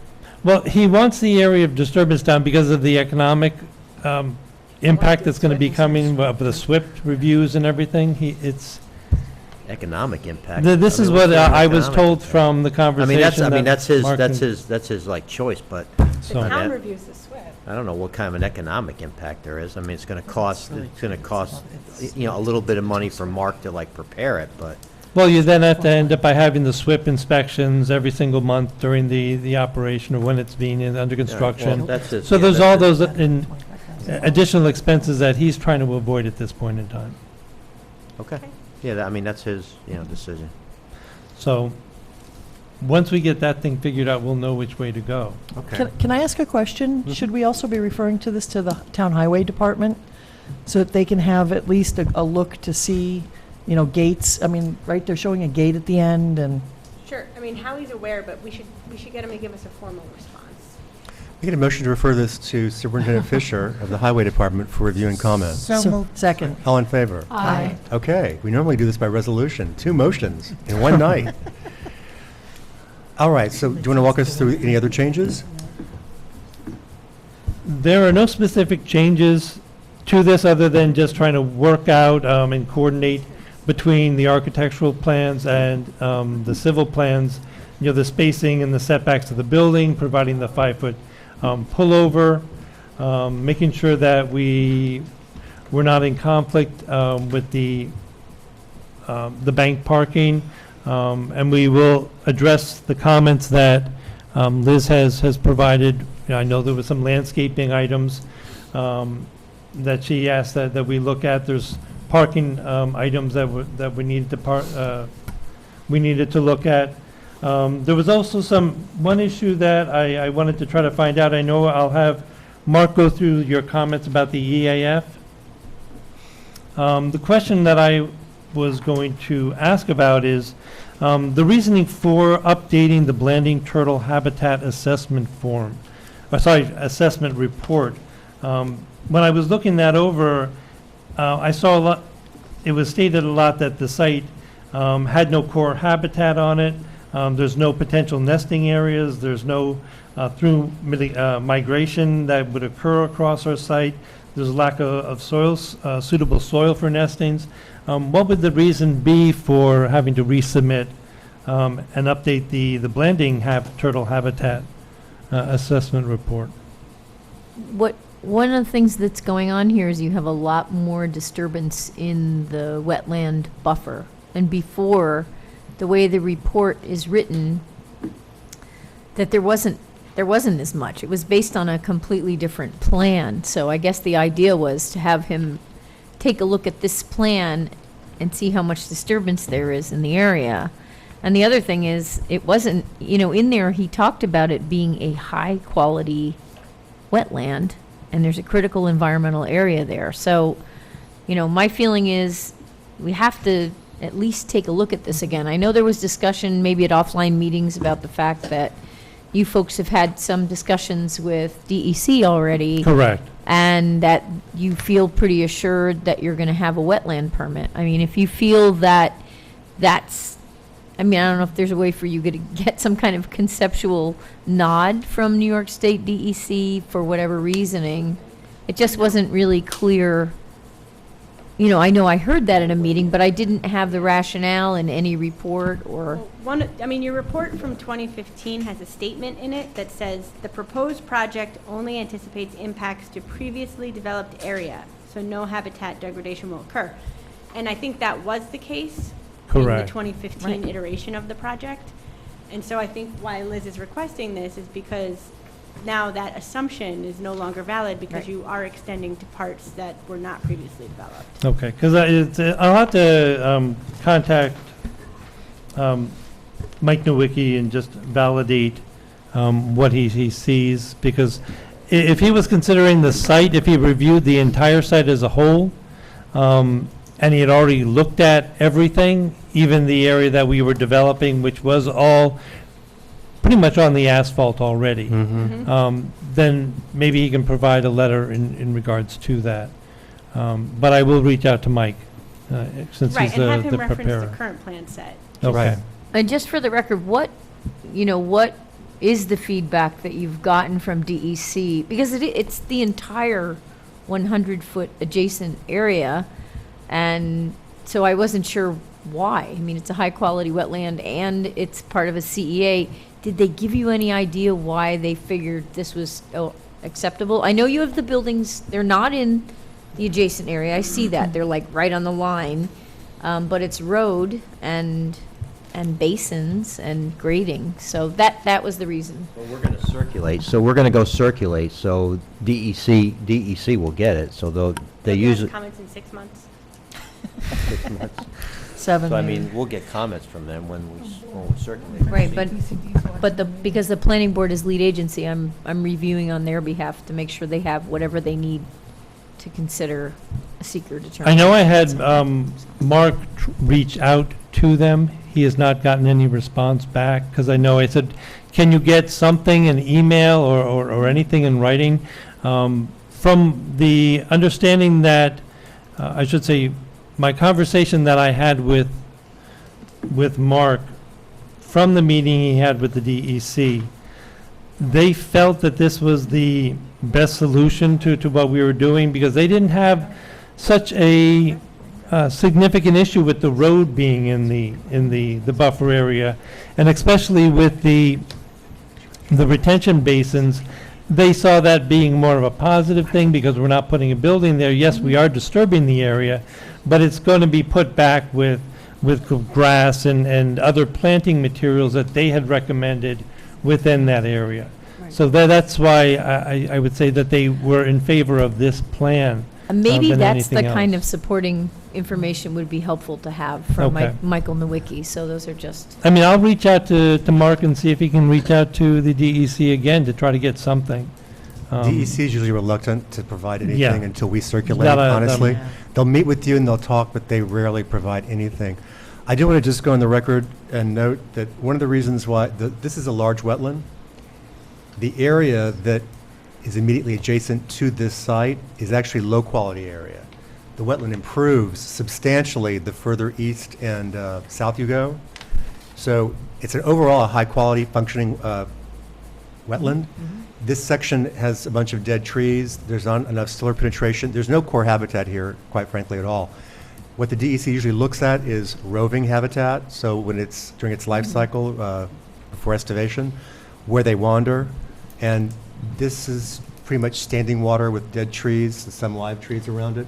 So we'll get more information from the DEC, but I do think it's important that Mr. Nowicki update his report and say, you know, based on the current plans, either there is an impact or there'll be no further impact either.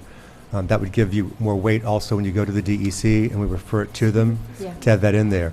But I think it's really just because this particular section of it isn't so great that they may have been saying, sure, go ahead. I don't know the answer to that. yeah, and I mean, the intention here was to try to, you know, paint, what do we need in order to get this thing ready to circulate for lead so that you guys could, Correct, and what we really need is Everybody we can need to have a final site plan in order to be able to There you go, circulate. that's all. So, and so there's a lot of little things here, and once we can get an answer regarding the access drive, then we can refine things down and be able to then submit to you a solid plan. It makes sense, and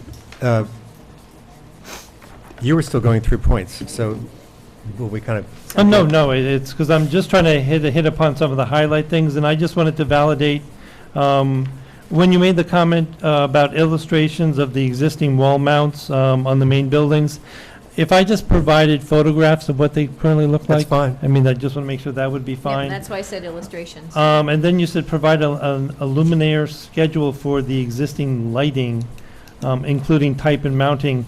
What I'll probably do is take the information that we had from the previous Yeah. application and just reinsert this onto the additional photometric plan? That's what you'd be looking for? Mhm. I just don't want to recreate, you No. know, and No. reinvent a wheel here if it's already something I've already done. Copy and paste as you need. Okay, that sounds good. Other than that, it's really just, a lot of it's Mark Graminsky having to work his way through some of the questions and issues. Definitely the one comment about, I don't know why he put 24 hours a day for operations when That's he not- knew it that's was not the only a case. 12-hour day operation.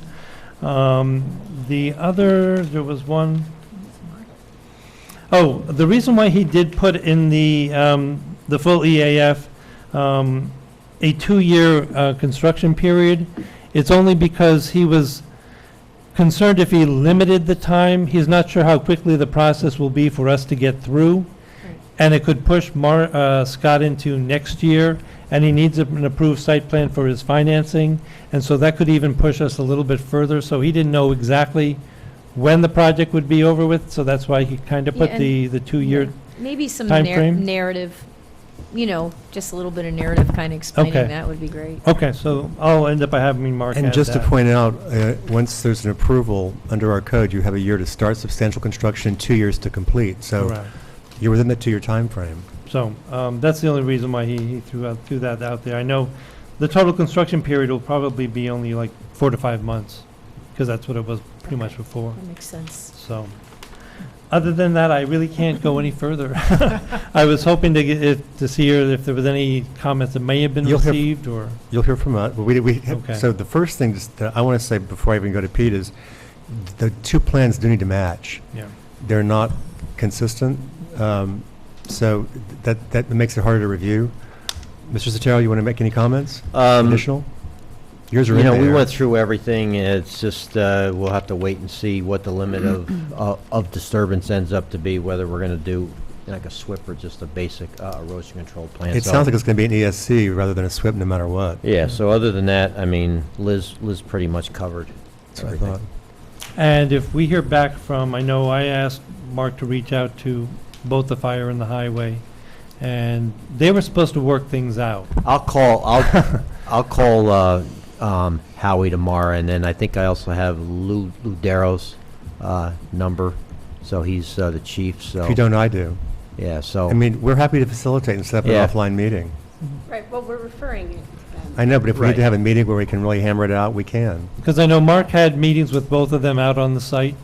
It just, I know that the chief was not available, so I guess the next in An line. offline meeting might be helpful to narrow down the. That's what Yeah, I'm thinking. right. The reason I say that is Superintendent Fisher is really responsive to planning board issues. He's been to countless meetings already. He's come to 2 of our agenda meetings to weigh in on things when we've asked him to. So he's a willing participant. It's just a matter of getting Chief Darrow or someone else over there to step up. And we have their emails, et cetera, so. Correct. Correct. Okay. So I'll just try to set up, you want to set up the meeting, Pete, or you want me to? Yeah, I can do it, Mike. Okay. We'll send out some dates and times and include Sure. you as well. Because I mean, as I said, Mark has been making phone calls, trying to get the responses back, but he has not gotten anything as of today. You may not get responses back at a meeting, but I think we'll come to have a meeting of the minds. That's what's most important, what you're looking for. Because our goal is to be able to have a direction of which we need to Right. proceed. Thank you. Because it's either we're going with this plan a little bit tightened down, or we're going with a second plan B, which is Doesn't- under, Why it's don't you under not that, but show I it? don't want to show it Right. at this point in time. Ms. Polidoro, any comments? Not at this time. They gave us new scale calculations we need to work through, and once the plans match, I think it'll be easier to do that. Thank you. Ms. Wasser, I'm going to start with you. This was in our box. Do you want Okay, this for inside, Dollar yeah. General? So, I think we got it by email. thank you for the It's up to revisions. you. Throw it out. My comment's easier, because it doesn't require, Yeah, have it. multiple Have it. agencies opining.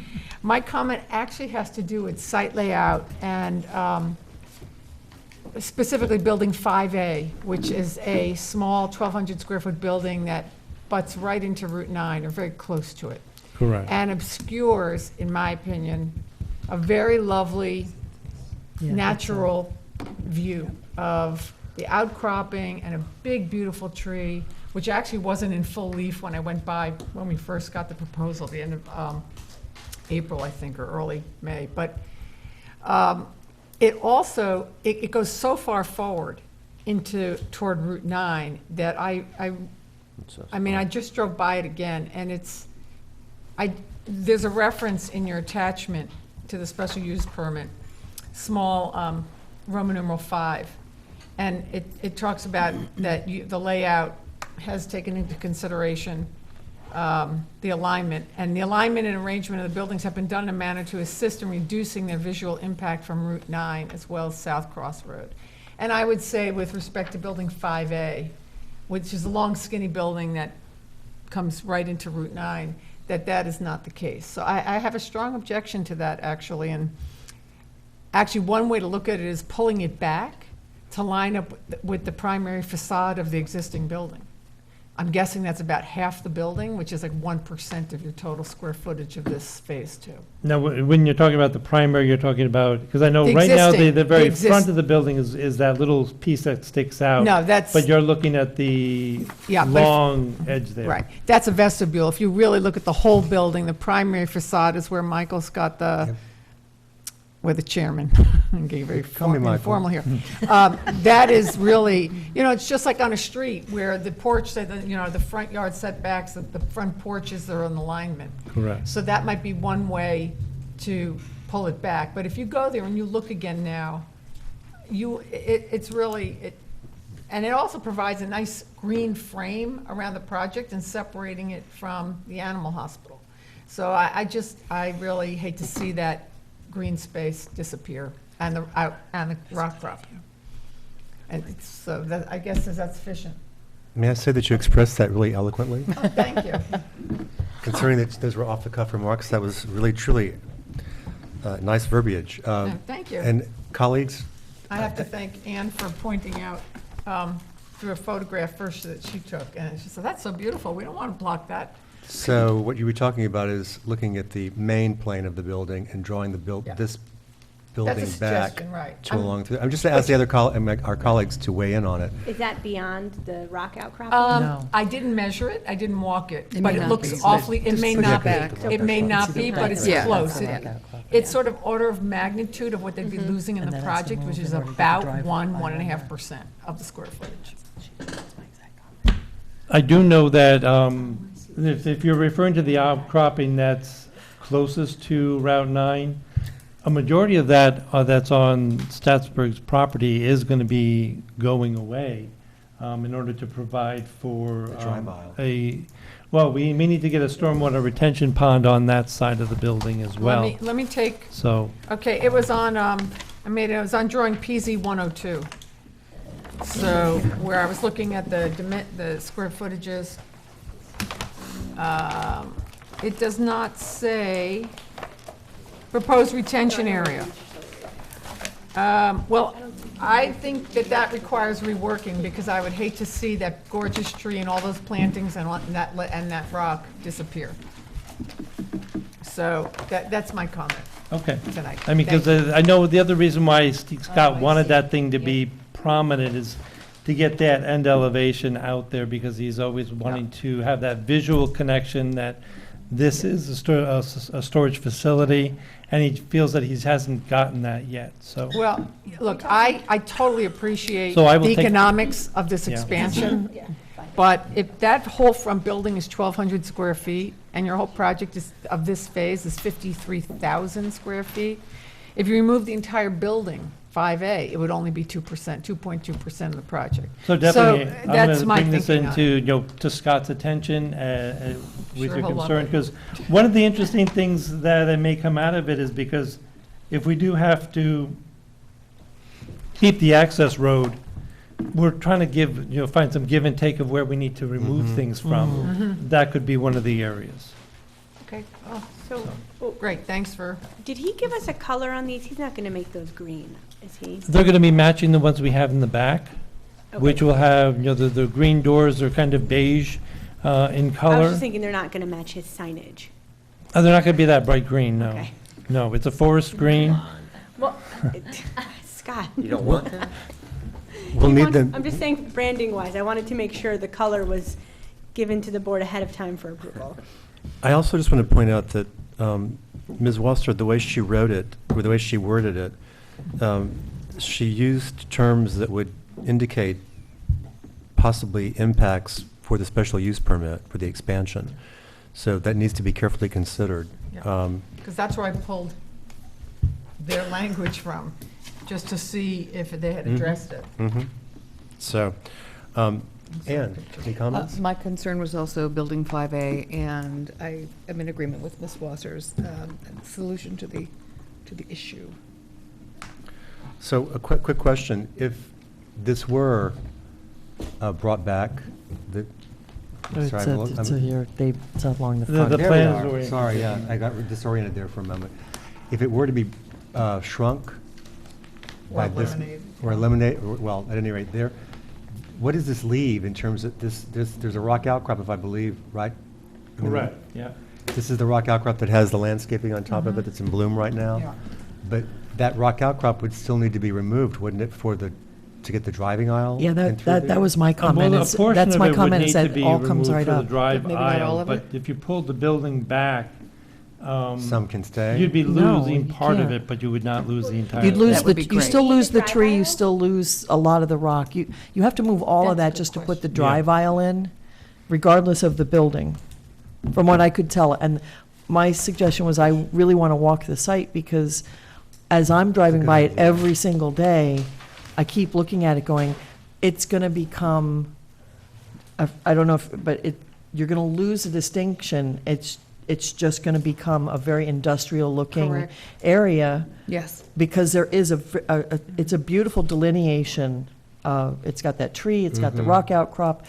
From what I could tell, that rock outcrop comes right up to the, It does right up. Yep. it's like within 5 feet of Yep. that, and the Yep. whole thing's going to have to go. I note that the site is already significantly out of scale for the neighborhood, and they're looking to increase that further. And so the planning board should be considering whether to grant an additional increase in scale, given the impact on the neighborhood. So if 5A and 5B are removed, do you need the drive aisle? If you remove both of those buildings, you'd still need to have, well, we use that as a drive aisle in order to obtain our banked parking, because that's where we had put the banked parking originally that we needed for the site. Was over in that particular area. So if we ever had to do it, those areas would have to be altered. But now the banked parking's up. But now we're able to distribute bank parking to other locations on the property, so that's still, a change, but it would be something that would probably still be considered as bank parking, or if we wanted to be able to put parking on the site, that's where we would, want to be putting it. If you actually moved both 5A and 5B, you could solve your problem. I mean, But that, No, he's saying they would still be thinking about putting the bank parking right along the side of the building, which means you still have to remove which building? The main the building? north side of that building. See Yeah. where they've added, there. thank you. Right in here, they've Yep. added parking in here, they've added, I think, a little bit of parking in here. So, But I think the parking in the backup, but I'm If just, you I'm just saying eliminated that those in two order to buildings. put that in, all that stuff still comes out. That whole area still comes out. I don't know, that building's only 15 That's why I'm feet saying we need a wide, site plan so- walk. Yeah. Because my observation is that's going to have to go regardless, Well, if they want to drive aisle in there and Yeah. banked parking. and I would say it's not necessarily regardless. I mean, you can maximize your redevelopment opportunities, but sometimes you can't get everything that you want. Yeah, they still, yeah. Yeah, pretty much, when you look at where the outcropping ends, it would kind of terminate at the face of the existing, or the face of the new building. That's where the current rock outcropping curves right now. So if they wanted to try to keep this and keep this as parking, you'd lose a little bit, but you would not lose much. But I think the tree, because the existing parking lot is back in here. Yep. And so those things are all occurring right in this location. Right. Correct. Any other comments? Ms. Dexter? To supplement what you just, No, I mean, I understand the need to expand, and I like that Stephanie was talking about the calculations of, those two little buildings in the grand scheme of things. I don't know, it's not that much. And if it does, if it helps you in any way, Make a better plan. make a better plan and a stronger case for a special use permit, then, I'm not sure I need you to go on that side. so you'd be in favor of not having the two That long, those two slim buildings and buildings? the drive aisle go through there. Anything else? Chris? No, I just understand the need for a site plan. Yeah, it'll be helpful. We'll get to, well, I was saying, we'll get to that. I agree with you. Chris, comments? I didn't have very many comments a few But- minutes ago, but now I do. No, I see, you know, the need for the building 5A to, you know, kind of come off of 9 a bit. I think ultimately you need to see what you're gonna do with the back drive lane and what direction you're gonna go with keeping it under the 1 acre Correct, yes. disturbance before we try to, you know, rework everything. I think that's like step 1, but, yeah, if you can maybe make one building and kind of shift it back, and maybe, I can't see which building it is, but the one that's farther west, the first building there, maybe if, That's the 5A. no, No, the bigger the ones? larger one. The larger one. Maybe if you can push Oh. that back a little bit and move, you know, kind of line it up and move everything back, I don't know, or combine it and have one building that's just a little bit smaller and kind of line everything up.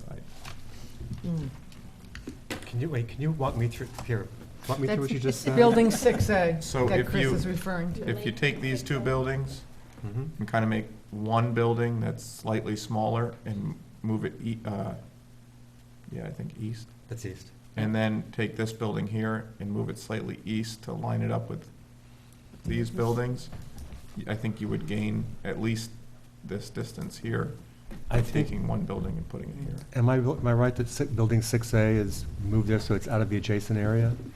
Building 6A is kind of set down so that way we're able to achieve a turning radius. When a truck comes in order to get out that entrance there, we need to have that set back in order to Okay. do that. The other thing is when you start pushing buildings in, I know we're trying to limit how much we're diving into that rock Yeah. outcropping that is currently there. I mean, the intent was to maintain it as far as we could, so that way those 4 buildings pretty much are shielded by that existing rock. And so you won't know that they're even behind there. In other words, this is, Shielded from what? this is a rock That's a- outcrop. From Route 9, rock you know, the visual. This is a big No, rock outcrop. Visually. Visually, yeah. From Because that was one of the south- comments that had come Oh, in, Route 9, There's a big rock out there. yeah. because one of the comments was to provide the height of those buildings, so that way you can compare the height of the buildings with the height of the existing rock ledge.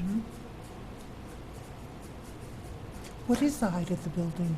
The buildings are only about 10 feet Yeah, high. they're short, they're small. And it's, I'm trying to remember how high the rock ledge is, but I think it's like a 15-foot height to the top.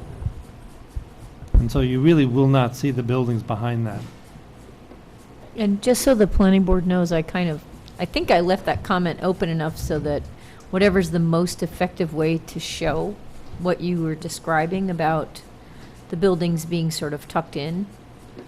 I don't know if line of sight is the easiest way to do it, or rendering, but you can, Correct. You had mentioned either put some type of description or to do a view that would show, you yeah, and I don't know if the what's most buildings are helpful to the visible or board. not. Maybe, I don't know if a line of sight would do the trick, so that's just, I don't know what the board would prefer to be able to visualize that. Well, could we do something so that when there's a site walk, you can have the area that the buildings would be in kind of marked out with a height balloon and some spray paint or something, or some flags, so they can get an idea for how wide and tall those buildings are going to be? I can see what might be, able to be done We'll there. bring a big stick. We'll bring a big tall stick. Yeah, right. So I just, some way to get a real feeling so they can walk by and.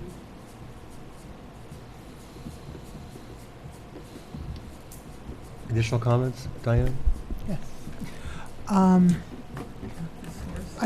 In total support of Stephanie's very eloquent presentation. I thought she did an excellent job, gave lots of food for thought. I totally agree that to have the building up against Route 9 visually really ruins that area. I really do not understand, and maybe it's not for me to understand, Scott's concern that people don't understand that it's a storage unit when the sign says storage, but he thinks showing what looks like a trailer truck is going to convince people this is a storage unit. That's maybe a separate issue. I think what's important that he has a nice visual sign, which he does. And I would be all for moving back those 5A and was it 5B? Correct, yeah. Yeah, totally in agreement with that. Because I think, we're at the transition of coming from in town to out and then coming from the north to the south. And it's a nice transition, and you do not want to ruin that visual vista as you come in with the metal building right up to your face. Anything else? That's it? Well, no, I get to be the contrarian. No, I'm just teasing. So, no. It's, I hadn't thought, when I first looked at it, I looked at it this way because the plane, that's just how I looked at it. But this is a larger plane, and I'm also in support of pulling it back, I'll be honest with you. That noted, I feel sympathetic to Mr. Hutchins because I do understand, there's a sign that says STAATSBURG storage, but it doesn't say self-storage, and you don't see the, like, if you look at Guardian self-storage or this self-storage place, there's, I'm just gonna go ahead and say it, if you cross the bridge, the Manhattan Bridge, and Yeah. right there on I mean, it's just enormous, and boy, you can tell that's storage. Yeah, ginormous. It's, I But mean, we don't want to mimic that. oh, I was so offended I can't even tell you. I was like, what planning board allowed this? It's monstrous. Anyway, I know which planning board allowed it, but at any rate, this doesn't really signal storage anywhere, even though he's got the sign that says storage. It looks like what it used to be, the PDQ Manufacturing Company. So getting actual storagey looking units, while I don't think that they're aesthetically compatible with what we just approved next door, I also think it does kind of signal, hey, these are storage units, as opposed to just seeing it there. But again, that's where I'm being the contrarian tonight. But I do think this would look better not to see it poking out now that you've pointed out that it really would kind of violate the whole plan of the building. For the rest, I love the rock outcrop with the landscaping. When it's in bloom, everything looks really pretty. Yeah. I like the big tree, but I also know that I don't see how you retain, I guess they're going to retain part of the rock wall, but I know when you start chipping, it depends on how the material works as to what's left. And when you start shaking it to chip it down, it's not going to affect the tree. Whatever is up there, the roots are going to be in extremis as well. We'll see. But I think that could be answered more by doing a site walk. But I'm with Chris. The first order of business is to get this offline meeting set up through Pete so we can resolve this drive aisle thing in the back, because that's a lot of what's driving it. And can you show me, Robert, where the 100-foot, I can't see it over here, it's too far away. Where the 100-foot buffer is? Yeah. Is this the, area? okay. 100-foot buffer is this line right here. That's what I thought. So Runs to the site. you're right up against the adjacent area, so it's the drive aisle that's in the adjacent area. It's the drive aisle that's in the adjacent area, and then they created this basin area here. That's what I thought. In the area. In other words, there's no transition from the building, it just hits right up in the adjacent area. So that's really what's the issue is this. There is a driveway there now, but it services the residential house, correct? Correct.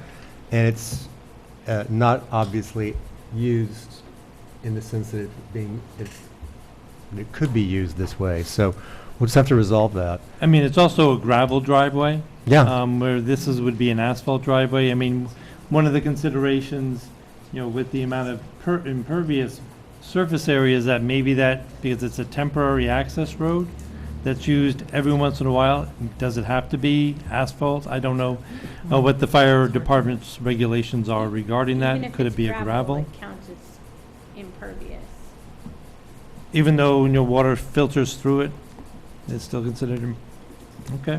Because it's compacted. Right, it's the compaction that does it. Okay. I believe that the fire department I think that their requirement is smooth surfaces, quote unquote.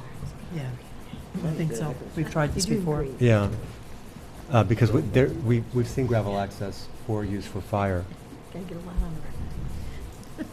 So there's some things for you to go back and discuss with Scott, but more importantly, we want to get that meeting set up first just so we can clarify that. And is there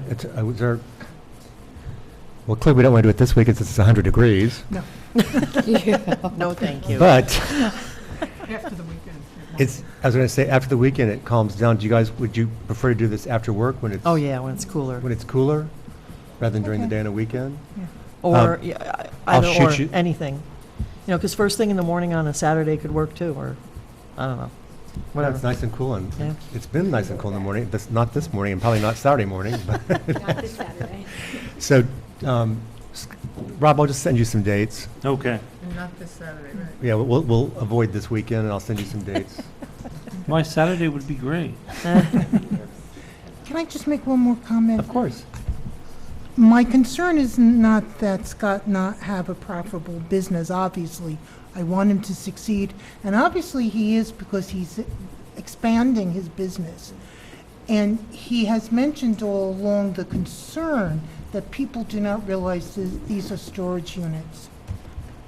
It's not my place, so forgive me if I'm speaking out of turn, but has he looked into different marketing? I mean, what are the keywords that people, think of when they need a storage unit? So maybe he can incorporate that into his sign, the people who are there already. What made them decide to realize that this was a storage unit? What keyed them into it? Because I understand he has always been concerned about that. And I kind of looked at it when you all were coming back in, like, this is great, he solved his problem, he's growing his business. So I'm just a little, Well, I know he's out there on Facebook. He has his own website, so that way it is out there. When you type in storage units and you type in Hyde Park, he will come up. He's always found that the largest thing that lets people know where he is and what he is are the big green doors that he has on the south portion of the building. They see those, they automatically say, okay, I know what that thing is. In fact, they now know where the building is. But he still has the issue if people are coming down from the north, you don't see those things. In fact, Until you pass. if you look at them, you have to turn your head in order to see them. Most people don't even notice the sign. The way they know the building's there is because of those green doors. And so he's trying to do something like that on this side with Building 5A. People driving south have to drive north at some point, right? So they'll see the doors. Yes. It's the first thing that What's pops the up. vacancy rate at this point? That I don't know what his vacancy rate is. He's building he's proposing 52,000 square feet or more, but. I understand the concern, but we don't have the veterinarian design himself to be a big needle, and we don't have other stores design themselves to be the product that they're selling. So while I'm sympathetic, I don't know if that's for the board to consider. Correct. Plus, honestly, I'm sitting here on my phone, I wrote storage, and I didn't even write Hyde Park, and STAATSBURG storage pops right up. It knows your location. Yeah. Right, yeah. It says you're within Wait, 3 miles. STAATSBURG came up before Guardian Says Self-Storage? STAATSBURG closer. storage. Well, there's, Well, 'cause we're right. other ones within like a radius. Yeah, but that was the first one that popped up. That's because she's closest to so it. tell that Scott he's valley, doing a great Catskill job. Park. and I'm Marketing, my Google point is, search. marketing is not something not our that problem. you should consider. That's all. Marketing is outside of the board's purview. Yes, and I Sticking and I to think land I use issues, started aesthetics, my community comments character. making That's that all. clear. So the thing I'm going to be approaching with Scott is regarding more of the visual aesthetics of what Building A5A is doing to the site. And that's the main concern. It certainly sounds that way, including, Chris even said he didn't have many comments at first, but he did. He was inspired. But also to demonstrate what's spoken about in the narrative, which is that these buildings are tucked behind, the other ones are tucked behind. So there's sort of two issues. Because the reason why I had responded the way I did is because right now, when you expose that, you're looking at a big, long facade of an existing building. It's just putting a different facade further away, but it's still that big, long facade of a building. Actually, because the rock outcrop is Because so of close, it breaks it up some. It And you breaks it still will up. have it broken up some because of what there will still exist of a rock outcropping that does exit the site onto then the veterinarians. So that will still be there. It will still break up that whole facade. I just want to remind you, I said it earlier, just, again, you heard me, I don't really have Yeah. we make trade-offs in making decisions. For me, I'm pretty much always for commercial expansion because it increases our tax base, I'm being honest with you. And areas that the town board designated to be commercial, to me, preserving all the aspects of the natural environment may have to take a back seat, I should say, to the imperatives for commercial growth. That noted, you're doing this was not just a regular commercial district, it's a neighborhood business district. So the scale is supposed to be small, and it's already way beyond scale, as a lot of people have noted. So you're going under a special use permit, and the special use permit criteria are very specific about visual impacts, et cetera. So just weigh that in your head, because you heard that from all my colleagues, essentially. So, and I agree with them on pulling it back for the line at the plane. But just have that in your head when you discuss things with Mr. Hutchins. Anybody else have any other comments? So we'll probably see you first in an offline meeting, but in the meantime, I'll ask for some dates from the board, and I'll send them to you whenever you have a couple worked out. Okay? Okay. Thank you. A pleasure to see you as Thank you. always. Next item on the agenda, Dutchess County Water and Wastewater Authority, Greenfields Wastewater Treatment Facility Replacement, Repair, Upgrade. This is the first time everyone's seeing this application, except for a few of us who met with Bridget and Mr. Churns offline.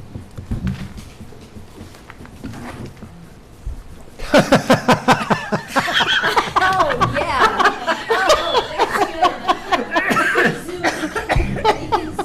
Seriously. It's a good thing that you're last, Jonathan. Can we take just a quick 2-minute break? Yes. I need some water. No, I need some water. That made me... No, even I'm chilly. Okay, Mr. Churns, welcome. Good evening. First, let me just ask, has everyone had a chance to review the plans? Yes. Good. That way you can make this presentation fairly brief, I think. Excellent. Good evening. My name is Jonathan Churns. I'm with the Dutchess County Water and Wastewater Authority. I'd like to thank the board, the consultants, staff, and the public for coming out for this presentation.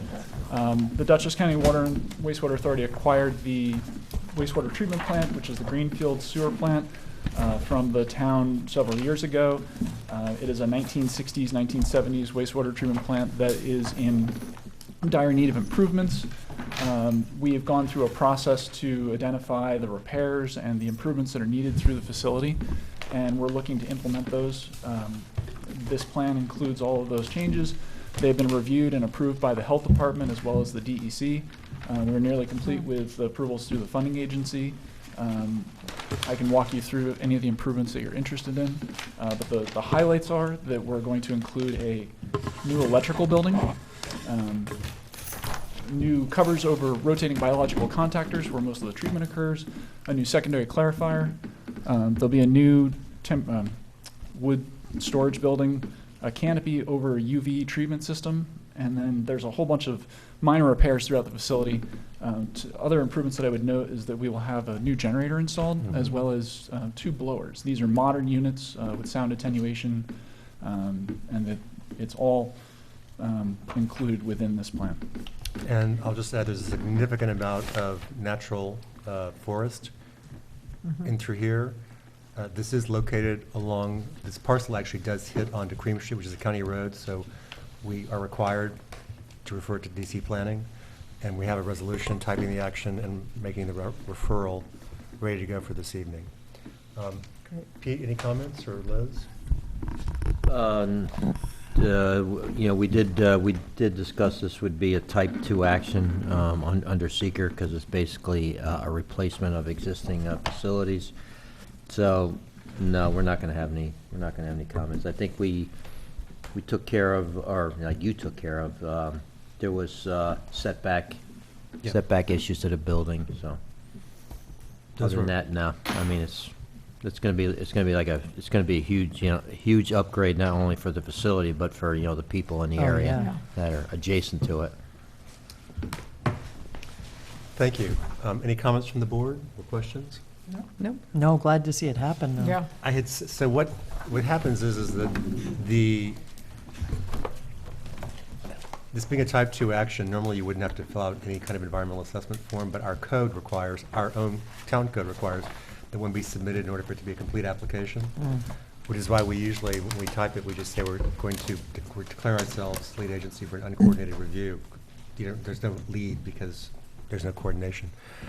In this case, because they're not a government, they're an authority, they are required to go through site plan, and when Tad and I met with Jonathan and Bridget, we basically said, I more or less asserted, but I said, I think I know my colleagues, there aren't a lot of site plan issues with this, but it requires site plan, and so that we have a record of it for the town as well. But we'd like to get this through as quickly as possible, I think, because the residents would like to see a better service over there. So if there aren't any other questions, then who has this resolution? I do. Resolution classifying the action and referring the application to the Dutchess County Department of Planning and Development, DCWWA Greenfields. Resolution 2019-34. Whereas the applicant, the Dutchess County Water and Wastewater Authority, has submitted an application for site plan approval for rehabilitation of an existing sewage treatment plant located at 9 Windmill Drive. Whereas, times 6.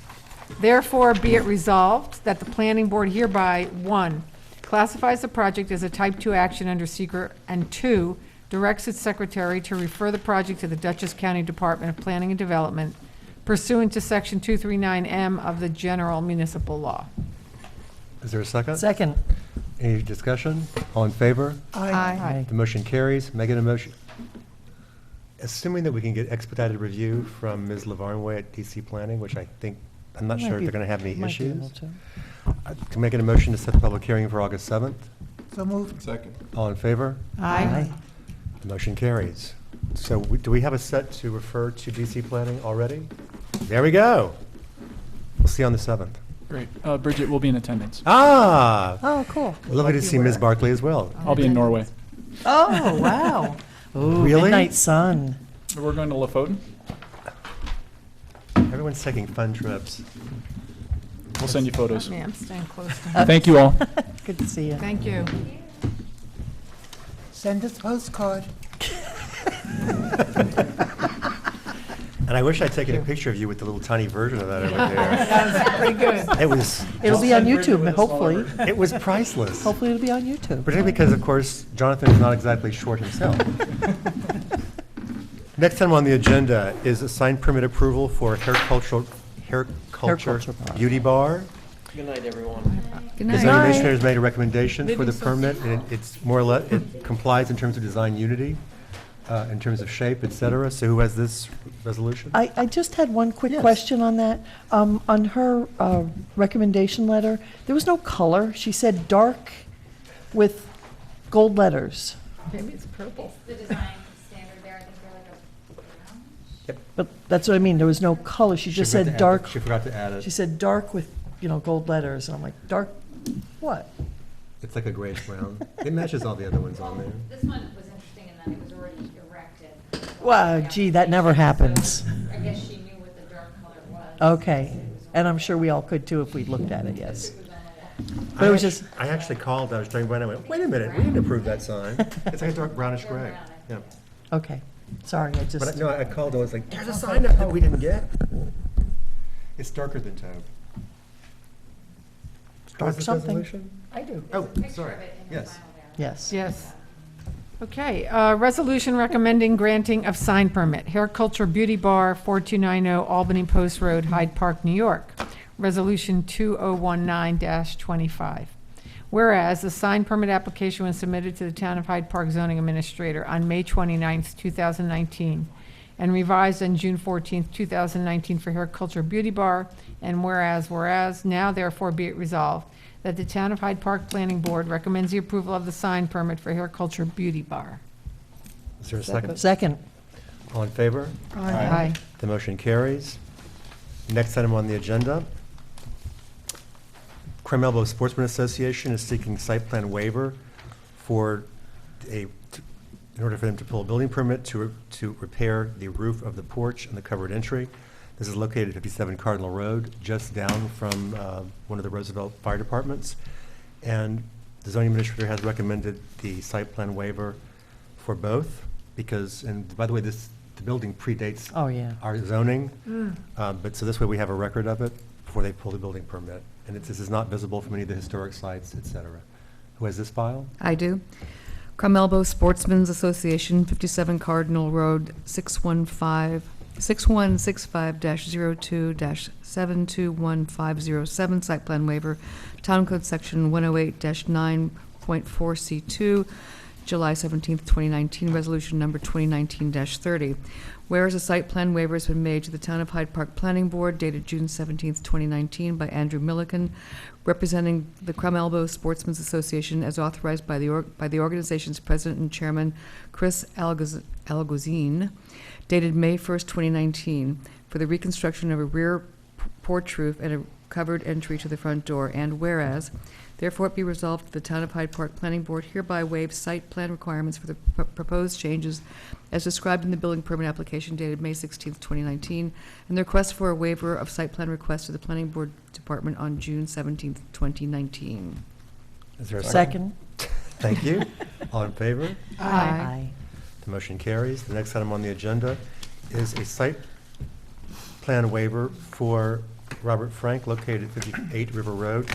If you'll recall, this is now being able to be done because we finally, or the He's legal. deed was filed for the change in the lot line, and now the waiver, the generator will be actually be on a new parcel. And this is not visible from the river because it's too small. Robert Frank, 58 River Road, 6064-02-543995, whereas times 6. Therefore, be it resolved that the Town of Hyde Park Planning Board hereby waives site plan requirements for the proposed changes as described in the request for a waiver of site plan received by the Planning Department on July 9th, 2019. Second. Thank you. All in favor? Aye. Motion carries. Next on the agenda is a new sign permit for Tri-State Auto Sales. It meets, it's code compliant, it also happens to be up. Gee. So this is the site that was originally Matthews Auto Sales, and It became Bundy's. it became Bundy's, and now it's Tri-State Auto Sales. I still haven't seen the automobiles for sale on it. Oh, it had a whole, when it was Bundy's, it was filled, Okay, wow, that happened fast. and then they all went away.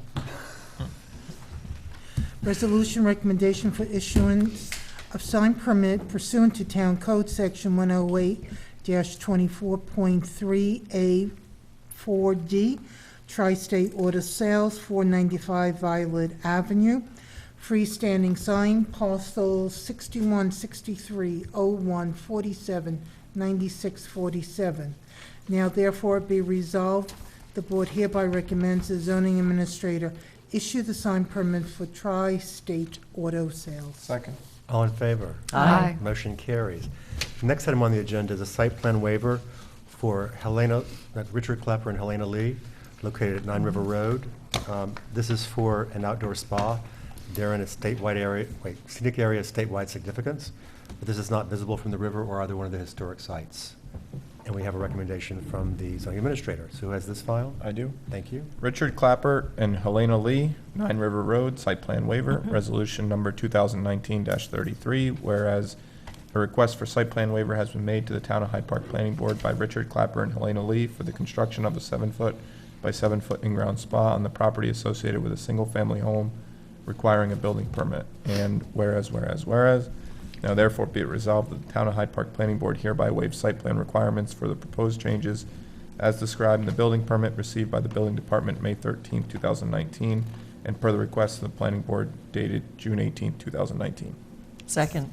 All in favor? Aye. The motion carries. Thank you, ladies and gentlemen. The next item on the agenda is a site plan waiver for roof-mounted solar panels. This is located at 4 Landings View. That's a private road off River Road. This is be opposite, more or less, the Riverfront Park. The garages are behind the 2 main buildings. They're not really visible from the river, which gives rise to this. They will be seen by the residents who live above if they're standing overlooking, but that's about it. And we have a recommendation from the zoning administrator. This is for Paul Tajjian, if I'm saying that correctly? Who has this file? Paul Tashin for Landing View 6065-04, 570145, site plan waiver. Whereas time 6, therefore be resolved that the Town of Hyde Park Planning Board hereby waive site plan requirements, waive site plan, requirements for the proposed changes as described in the building permit application dated June 10th, 2019, and the request for waiver of site plan received by the Department of Planning on July 1, 2019. Second? All in favor? Aye. The motion carries. The next item on the agenda is Berry Bed and Breakfast. This is a request from the new owner that he intends to go forward with the... Oh, I'm sorry. Ignore the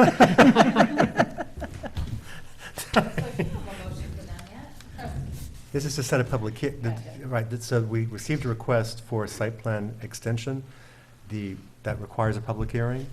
So making a motion to set a public hearing for August 7th. So moved. Second? All in favor? Aye. The motion carries. The next item on the agenda is a site plan waiver for more solar panels. These are located at 53 Connolly Drive in STAATSBURG. We have the zoning administrator's recommendation. They already have some solar panels, but they're adding more. The first ones they added were before our laws were adjusted to require any kind of approval from us. It's important to note that I've actually visited Brad and Leslie before. The driveway is really, really, really, really, really long. You can't see the house even leaf off during the winter. Wow. It's so high up. Wow. I don't know how they plow it, but these would not be visible. It's far from the nearest neighbor. And I want to, before I go on, say one more nice thing about our secretary, because she wrote the resolution. Ooh. Ted wrote the resolution? Okay. Oh, I'm sorry. She's that's still a right. great You secretary. assisted in other ways. You assisted in other ways, right. Who has this file? I do. Brad and Leslie Quick, 53 Connolly Drive, 6266-01-210938, site plan waiver, Town's Code Section 108-9.4C2, July 17th, 2019, resolution number 2019-36. Whereas a site request for site plan waiver has been made to the Town of Hyde Park Planning Board by Bradley and Leslie Quick for the expansion of an existing solar panel array associated with their single-family home, and whereas, therefore it be resolved that the Town of Hyde Park Planning Board hereby waive site plan requirements for the proposed changes as described in the request for a site waiver of site plan received by the Planning Department on July 17th, 2019, and as shown in the building permit application for expansion of an existing solar system dated June 3rd, 2019. Second? All in favor? Aye. The motion carries unanimously. Making a motion to adjourn. So moved. Second. All in favor? Aye. Aye. Thank you. Not bad. That was kind of a scary agenda, but we flew right through it. Well,